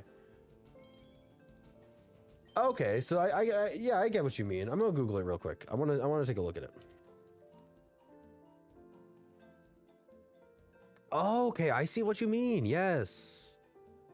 There was a tattoo I actually kind of wanted that was kind of in this style. I do love the black, white, and red. I think the red accent is super cool. There was a tattoo I actually kind of wanted in this style, so that's cool. I wanted to get a potential getting a Princess Mononoke or a Nausicaa of the Valley of the Wind tattoo and having a similar, like the splashing going on in the background a little bit. That's super cool. No, he's still alive. He's still alive, Duck. He's nearly died, and we're thankful he didn't.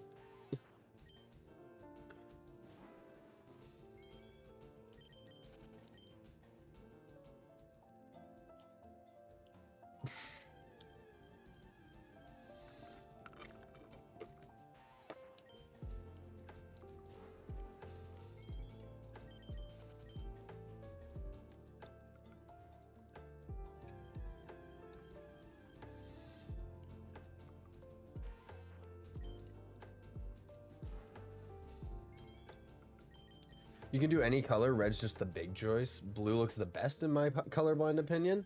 See, with there being colorblind, I definitely could see that being a slight difference. I think I would probably, like, if I did the Princess Mononoke tattoo, I would definitely do red, just because that's her colors. With Nausicaa, I would maybe do blue.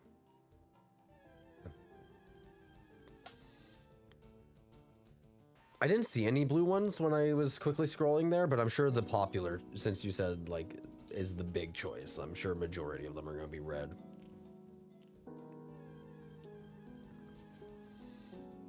You have blue and red fades into pink, and blue fades into light blue. That's sick. I have thought about, with my rose tattoo, when I have the vines and thorns and all that, like, I want to keep it all black and white for the most part, but I'm thinking I put maybe a color like red in the roses themselves to kind of help them stand out, but I'm not sure. I like the black and red and black and white and red designs for tattoos a lot. He hit his face on the car when he got hit, so his jaw broke pretty bad, and the hit was so forceful the teeth that broke off shot through his upper lip. Oh my god, that's horrible.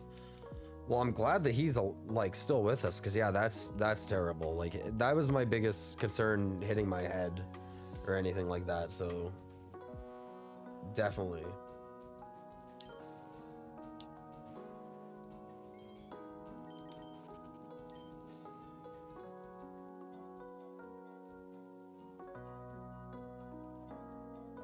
Oops.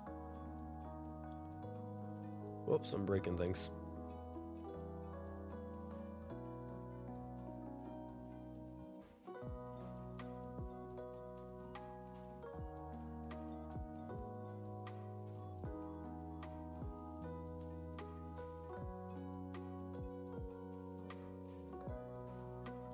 Yo, what's up for haha 8105? And what's up, Base Rocky? What version do I play? I'm playing Leaf Green right now. Thanks for popping in, guys.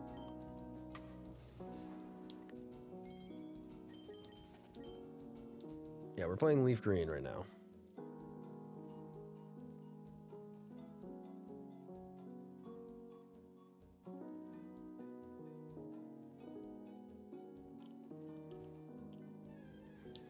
Yeah, I'm also glad they're all okay, all things considered. Like, that's super scary.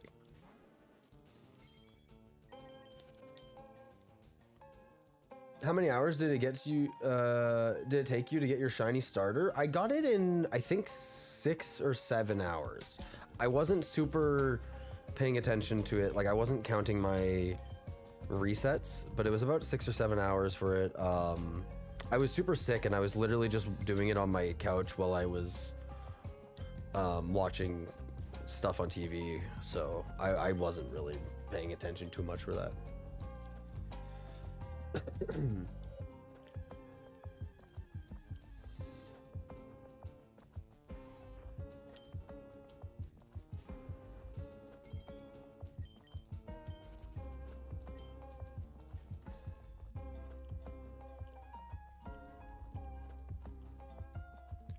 He was in the hospital for like 3 months and needed a lot of physical therapy. So yeah, you def got lucky. Yeah, that's...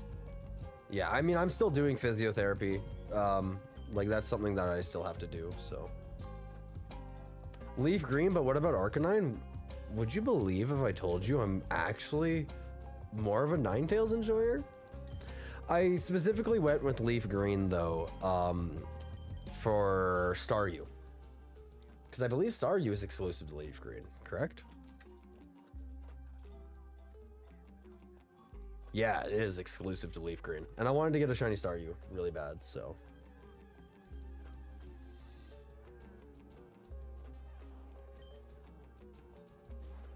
You're on 130 hours?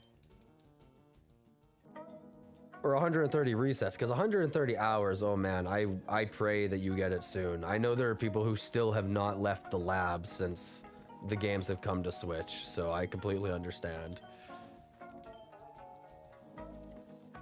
You should have them do whatever color you like. I've gotten compliments from tattoo artists because I went with blue, as it's not normal. Black and red just works really well, but everyone goes red.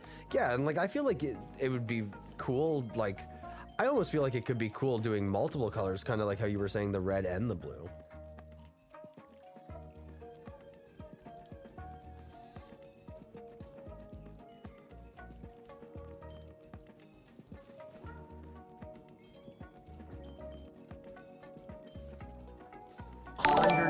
Hours, oh my god. What is that notification?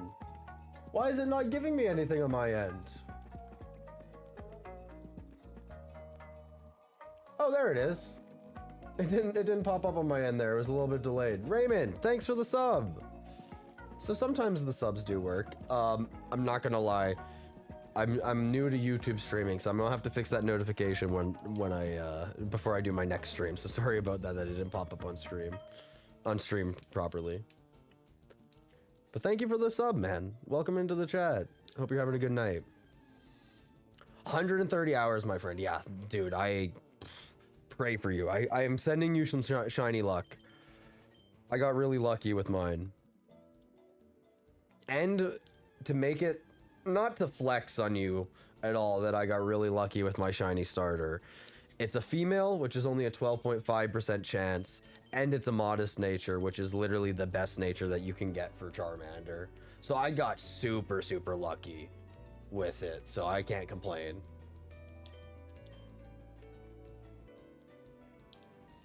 Staryu's pretty awesome, high key. Yeah, no, I love Starmie is one of the strongest Pokemon in Gen 1. It's super strong. It has a lot of type coverage as well. What's the Pokemon you're hoping for the most to be shiny? Honestly, the Caterpie or the Metapod. I really want to use Butterfree on my team this playthrough. I haven't used Butterfree before.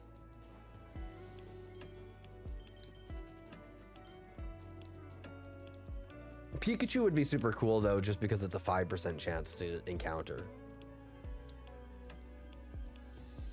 You'll unsubscribe and resub when it starts working so I can hear the sound. Just kidding. When you subbed earlier, Duck, I don't even think it showed up because YouTube's weird, and if you have your subscription settings to private, then it doesn't show up on my end. Like, I still obviously get the subscriber, but it won't give me the notification because the API can't read it.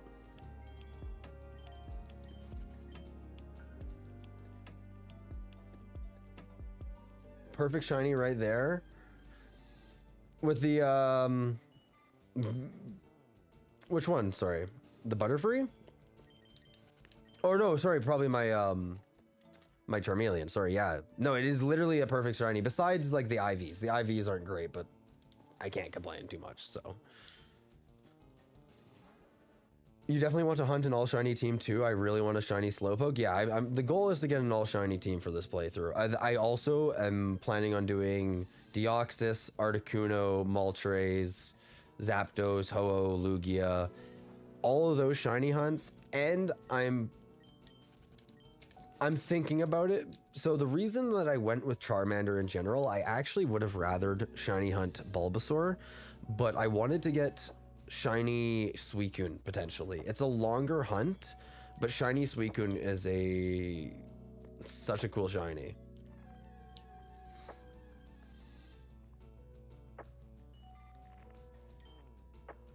When you were younger, I would reset the game if my starter was female and I wouldn't catch any female Pokemon. I'm not gonna lie, I did the same thing. For some reason, my brain was just like I didn't want a female Pokemon. I don't know. I was fucking 12 or 13 or whatever, you know what I mean?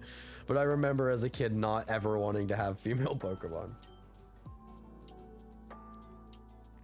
But yeah, you couldn't use the daycare unless you had a Ditto.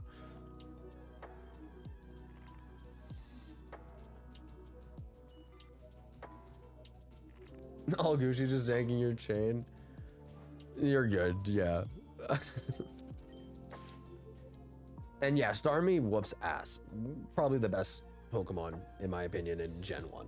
It's just so strong.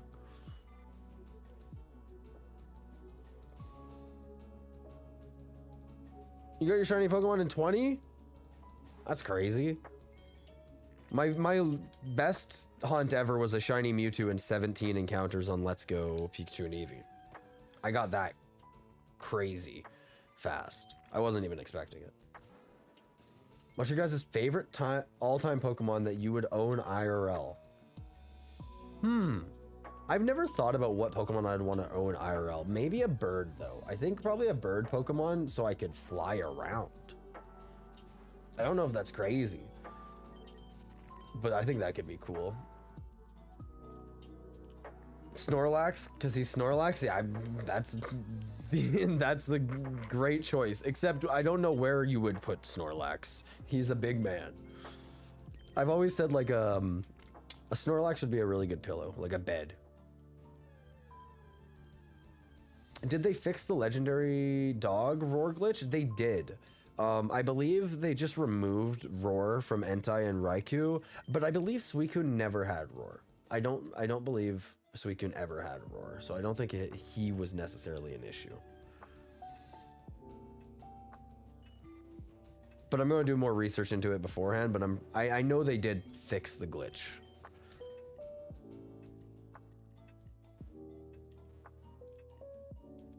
You'd maybe choose Growlithe because he's the best fire dog at the moment. Honestly, yeah. I think the dog Pokemon would be high up there for sure, just because of the fact that it's like, yeah, it's my dog, and he's cute, and he can catch you on fire.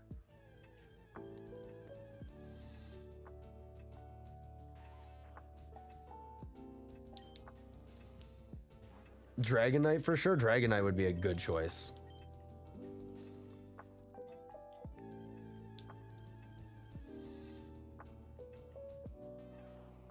Dragonite would definitely be a good choice because yeah, you could fly. I don't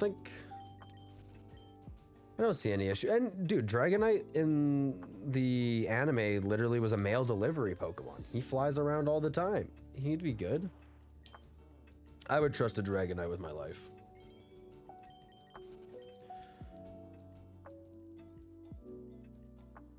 Between Snorlax and Starmie are the goats of Gen 1 for you? Yeah, they're both super goated. Snorlax is sick, and I was kind of... Part of me also wants to do a Snorlax hunt, but I don't know. There's so many hunts I want to do.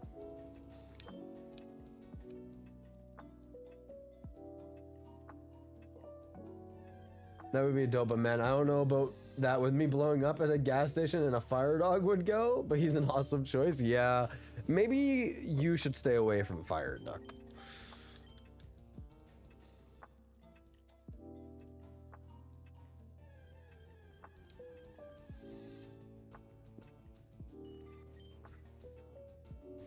I'd make room for Snorlax.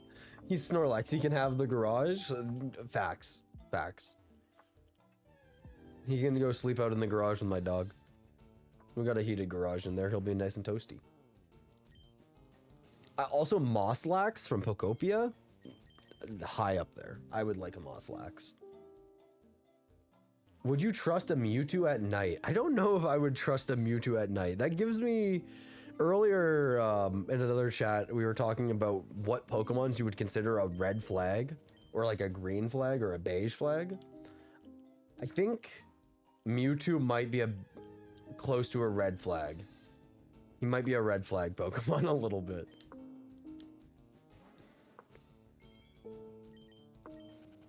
With Meowth, you could never work again with Payday. Facts. Infinite money glitch. That would be kind of be goated.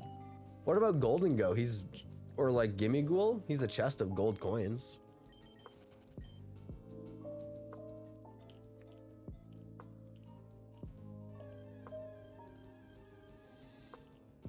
And Meowth is just a cat, so it's like a bit easier to be like, yeah, he's just my cat.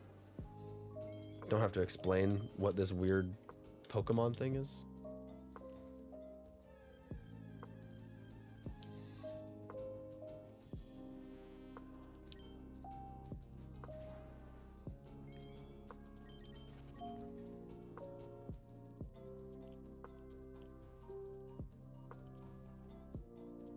You wouldn't trust Mewtwo with doing your laundry?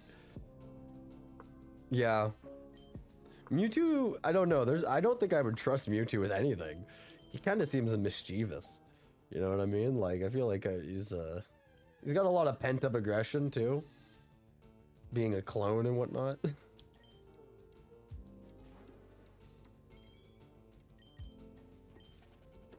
Shiny Gyarados is a classic too. I really like Shiny Gyarados in Fire Red and Leaf Green because he has a kind of an orangey tint to him. He's not bright red like he is in some of the newer games. He's a bit more orange, an orangey red, like a salmon almost. He's more like Magikarp's color, but like a tiny touch more red.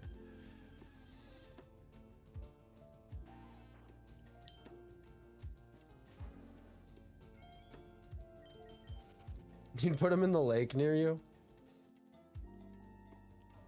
Could you imagine having a shiny Gyarados in a lake near you? It'd be like the Loch Ness Monster.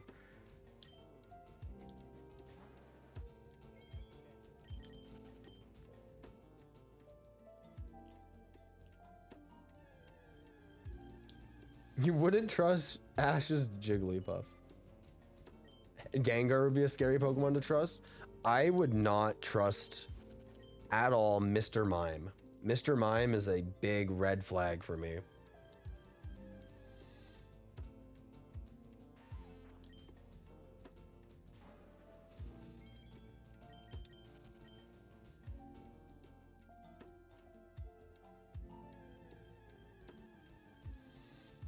You had that thought in your mind for years. It would be cool that you could just abuse, not abuse, but utilize Meowth for infinite money. It's smart. Thinking outside the box. But also you could have the argument of like getting like a Buzzwole in real life and just robbing a bank because who's gonna stop a Buzzwole? You know what I mean? Also infinite money glitch. Albeit a little bit more illegal. But also, I feel like Payday is just kind of money laundering from Meowth. There's got to be some kind of pyramid scheme he's got going on.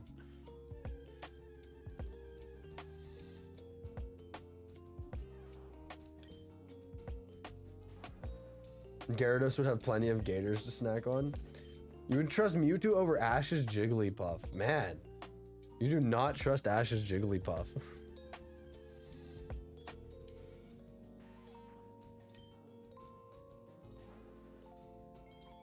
He's gonna have a basement full of Meowth spamming Payday. Yeah, I want to get a pet Meowth and a pet Ditto, and I'm going to have 100 Meowths spamming Payday. I will be the next Jeffrey Bezos. Move over, Bezos. I'm next.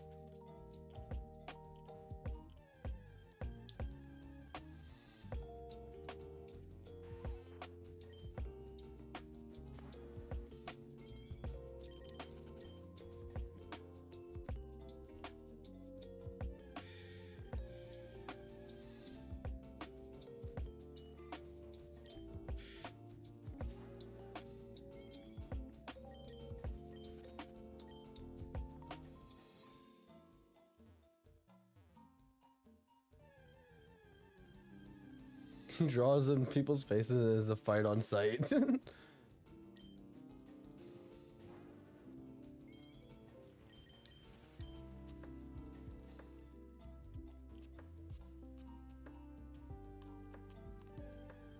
Dude, Ash's Jigglypuff was annoying, spamming Sing whenever they ran into it.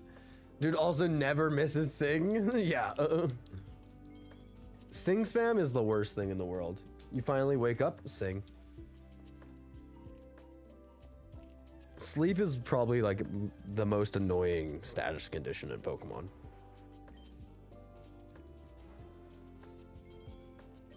Like Paralyze is annoying because like you have a chance to miss, but like you just also can hit. And sometimes you just don't. Like sometimes you just don't miss. Like you'll hit like 5 moves in a row and just like, okay, well I'm paralyzed for nothing.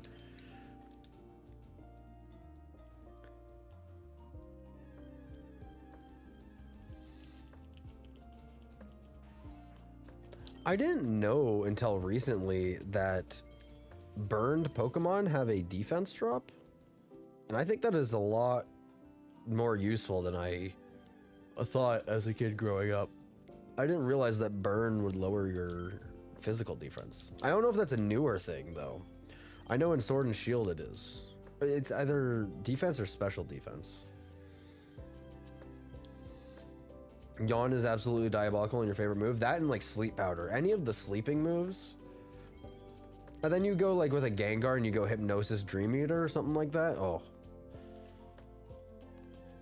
It's gonna fall asleep, it's gonna whittle you down, and it's gonna heal itself in the process.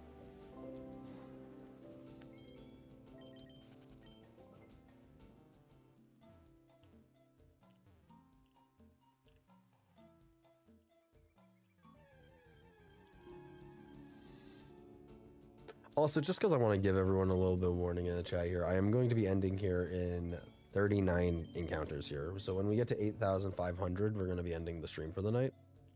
But I appreciate everyone for being here.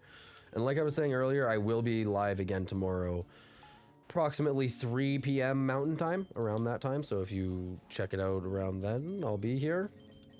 I'll also be live on the Twitch channel as well.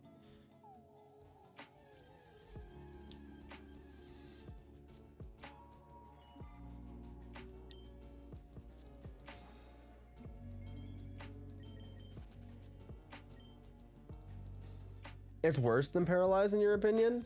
Like, I wouldn't want to burn a Pokemon that I'm trying to like catch or anything like that.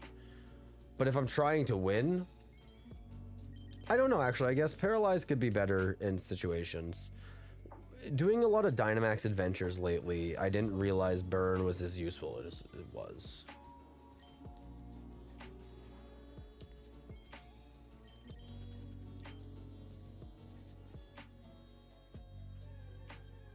Sleep powder as well. Butterfree with Sleep Powder and Confusion is an easy ass kicker up to the 3rd or 4th gym badge. That's kind of why I want Butterfree, I'm not gonna lie, because he could definitely kind of carry. Yo, Cambo Noodles, thank you for the follow. Welcome. See, that's how the alert's supposed to look. That's how that's supposed to look. Sorry about that to the YouTube subscribers that has not been working properly.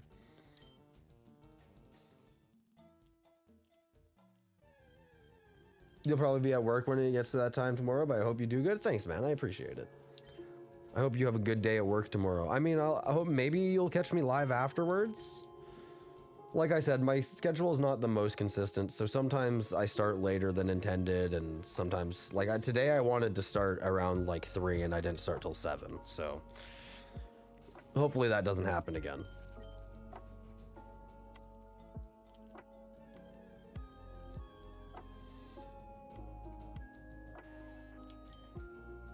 It'd be cool if we got the shiny in the last 30 encounters before stream ended, though.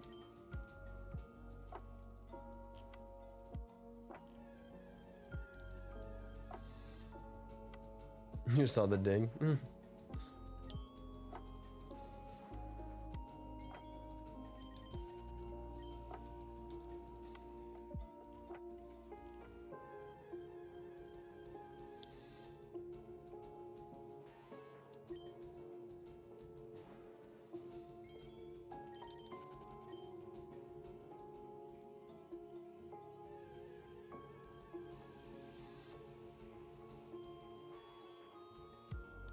Butterfree is slept on?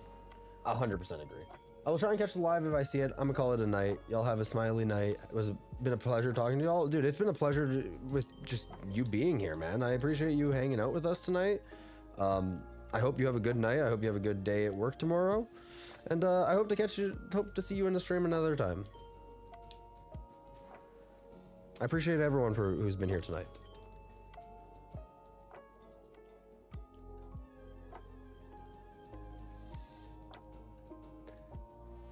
We have limited time on Earth. You want to spend it chasing shiny Pokemon? I don't want to spend my time watching it. That's fine, man. You don't have to. You're on YouTube Shorts. You could scroll away. You didn't have to stay here and comment that. Hope you have a good night, though, Halo.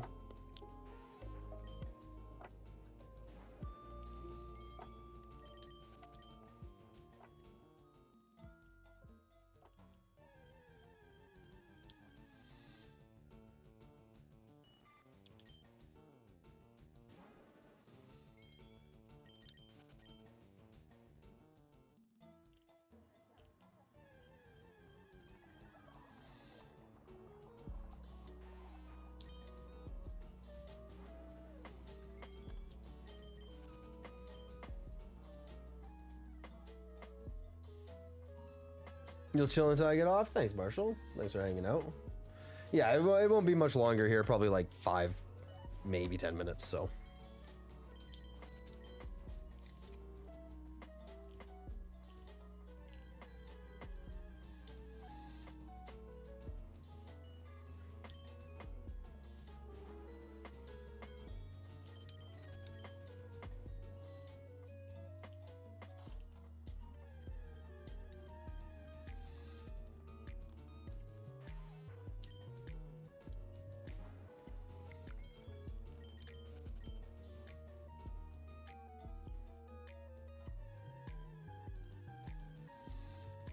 Halo's just a hater. Dude is miserable with his life and hating on people that actually have the patience to shiny hunt because he can't get one himself. I mean, it is what it is, man. He was someone that came in through YouTube Shorts, so chances are he was just scrolling YouTube Shorts and it popped up and he felt the need to make a comment. It doesn't affect me too much. He acts like I do this every single day. Like, I mean, I shiny hunt on my spare time when I am bored. But like, it's not the only thing that I do, so I don't know. It's a weird comment to make, but it doesn't bother me too much.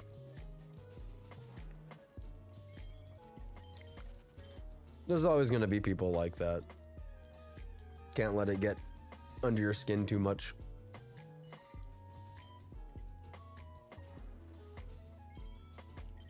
But yeah, he's definitely never got a shiny. Or he reset over a shiny starter or something like that and he's mad about it.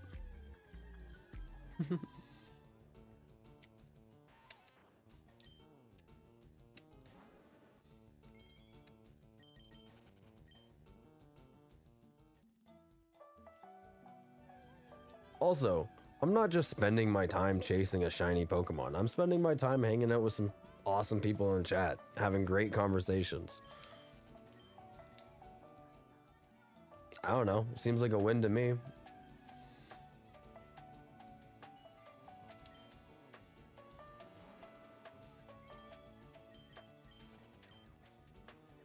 You're not gonna lie, that's how I found this channel, is through YouTube Shorts, but at least I never threw hate like that guy. And I mean, yeah, like I'm not gonna lie, a part of the reason why I'm streaming on YouTube Shorts is it's a great way to branch out and expand on YouTube and just social media in general because so many people watch it. But yeah, there's always gonna be people like that, so. I'm a W dude, man. I appreciate it, man. I try to keep a good attitude, good vibes.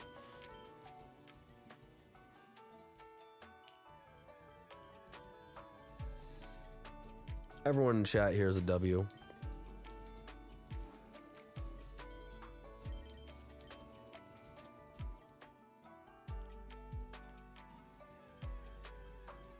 This is only my 3rd YouTube stream ever, so I'm just happy with how they've been going, you know? For the 1 or 2 hate comments I get here, it doesn't bother me.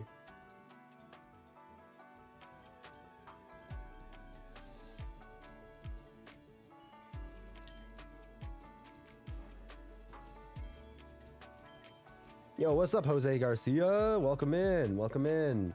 You're unfortunately kind of catching us at a late time. We're catching the end of the stream here. You know, we're going to do our last 7 or so encounters here.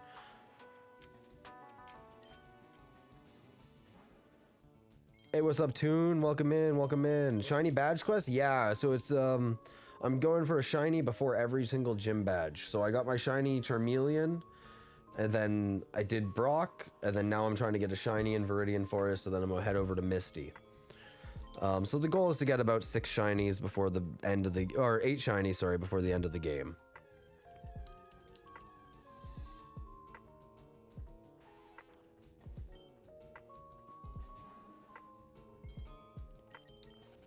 You just found a Growlithe, you're hoping to catch it? Hell yeah, man. I hope you catch it. Have you ever accidentally ran away from a shiny? Not yet in this game. That's something I pray that I don't do. I do worry that going into autopilot kind of, I might accidentally run away. But I haven't run away from anything that was like serious. I might have accidentally in Scarlet and Violet, but it's probably a duplicate shiny or something. You hope I get Kakuna, Beedrill as a Wmon? I'm kind of hoping Metapod personally, because I want to try out Butterfree, because I've never used Butterfree, but I would not be mad with Beedrill. I really like Beedrill.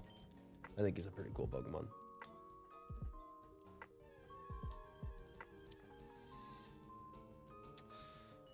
And that was encounter 8,500. So we are officially over odds, chat. Not a great look. Not a great look, but I know it's going to be a long hunt. We're 52 hours into this hunt. So it took me about 50 minutes to do Brock and all the other stuff that I did before I started shiny hunting here. So we're about 51.5 hours into this hunt. It's been rough, but what can you do? But that is unfortunately where we're going to be ending it tonight. I appreciate everyone who popped in here tonight and hung out with us, and any of the new subscribers, people who liked the stream, people who followed on Twitch. You guys are awesome. I hope to see you guys again in a upcoming stream. I will be streaming tomorrow around 3 p.m. Mountain Time. I'll be live on Twitch, twitch.tv/absls, or here on YouTube again. W stream, dude. Thanks, Cambo Noodles. Thanks for hanging out. I seen you here following a few minutes ago. I appreciate you just hanging out and chilling with us. You caught it and named him Puppy Dog? Hell yeah, Marshall. Hell yeah. That thing better be an Arcanine by tomorrow. That's all I'm saying. Edwin Tapia 3, thank you for the sub. I don't know if it's going to show up on stream. I got to fix my YouTube subscribe notifications, so sorry about that, but I will have that fixed for next stream tomorrow. I will make sure I get that fixed. I might do that tonight before I go to bed real quick. But yeah, I hope all of you guys have an awesome night. I appreciate you guys all for hanging out. It's been an awesome night. Take care, stay safe. Hope to catch you in the next stream, but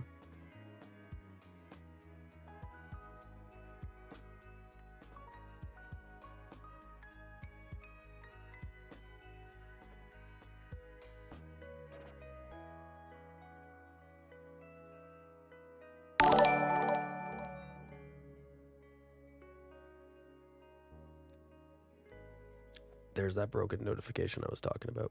Thank y'all. Have a good night.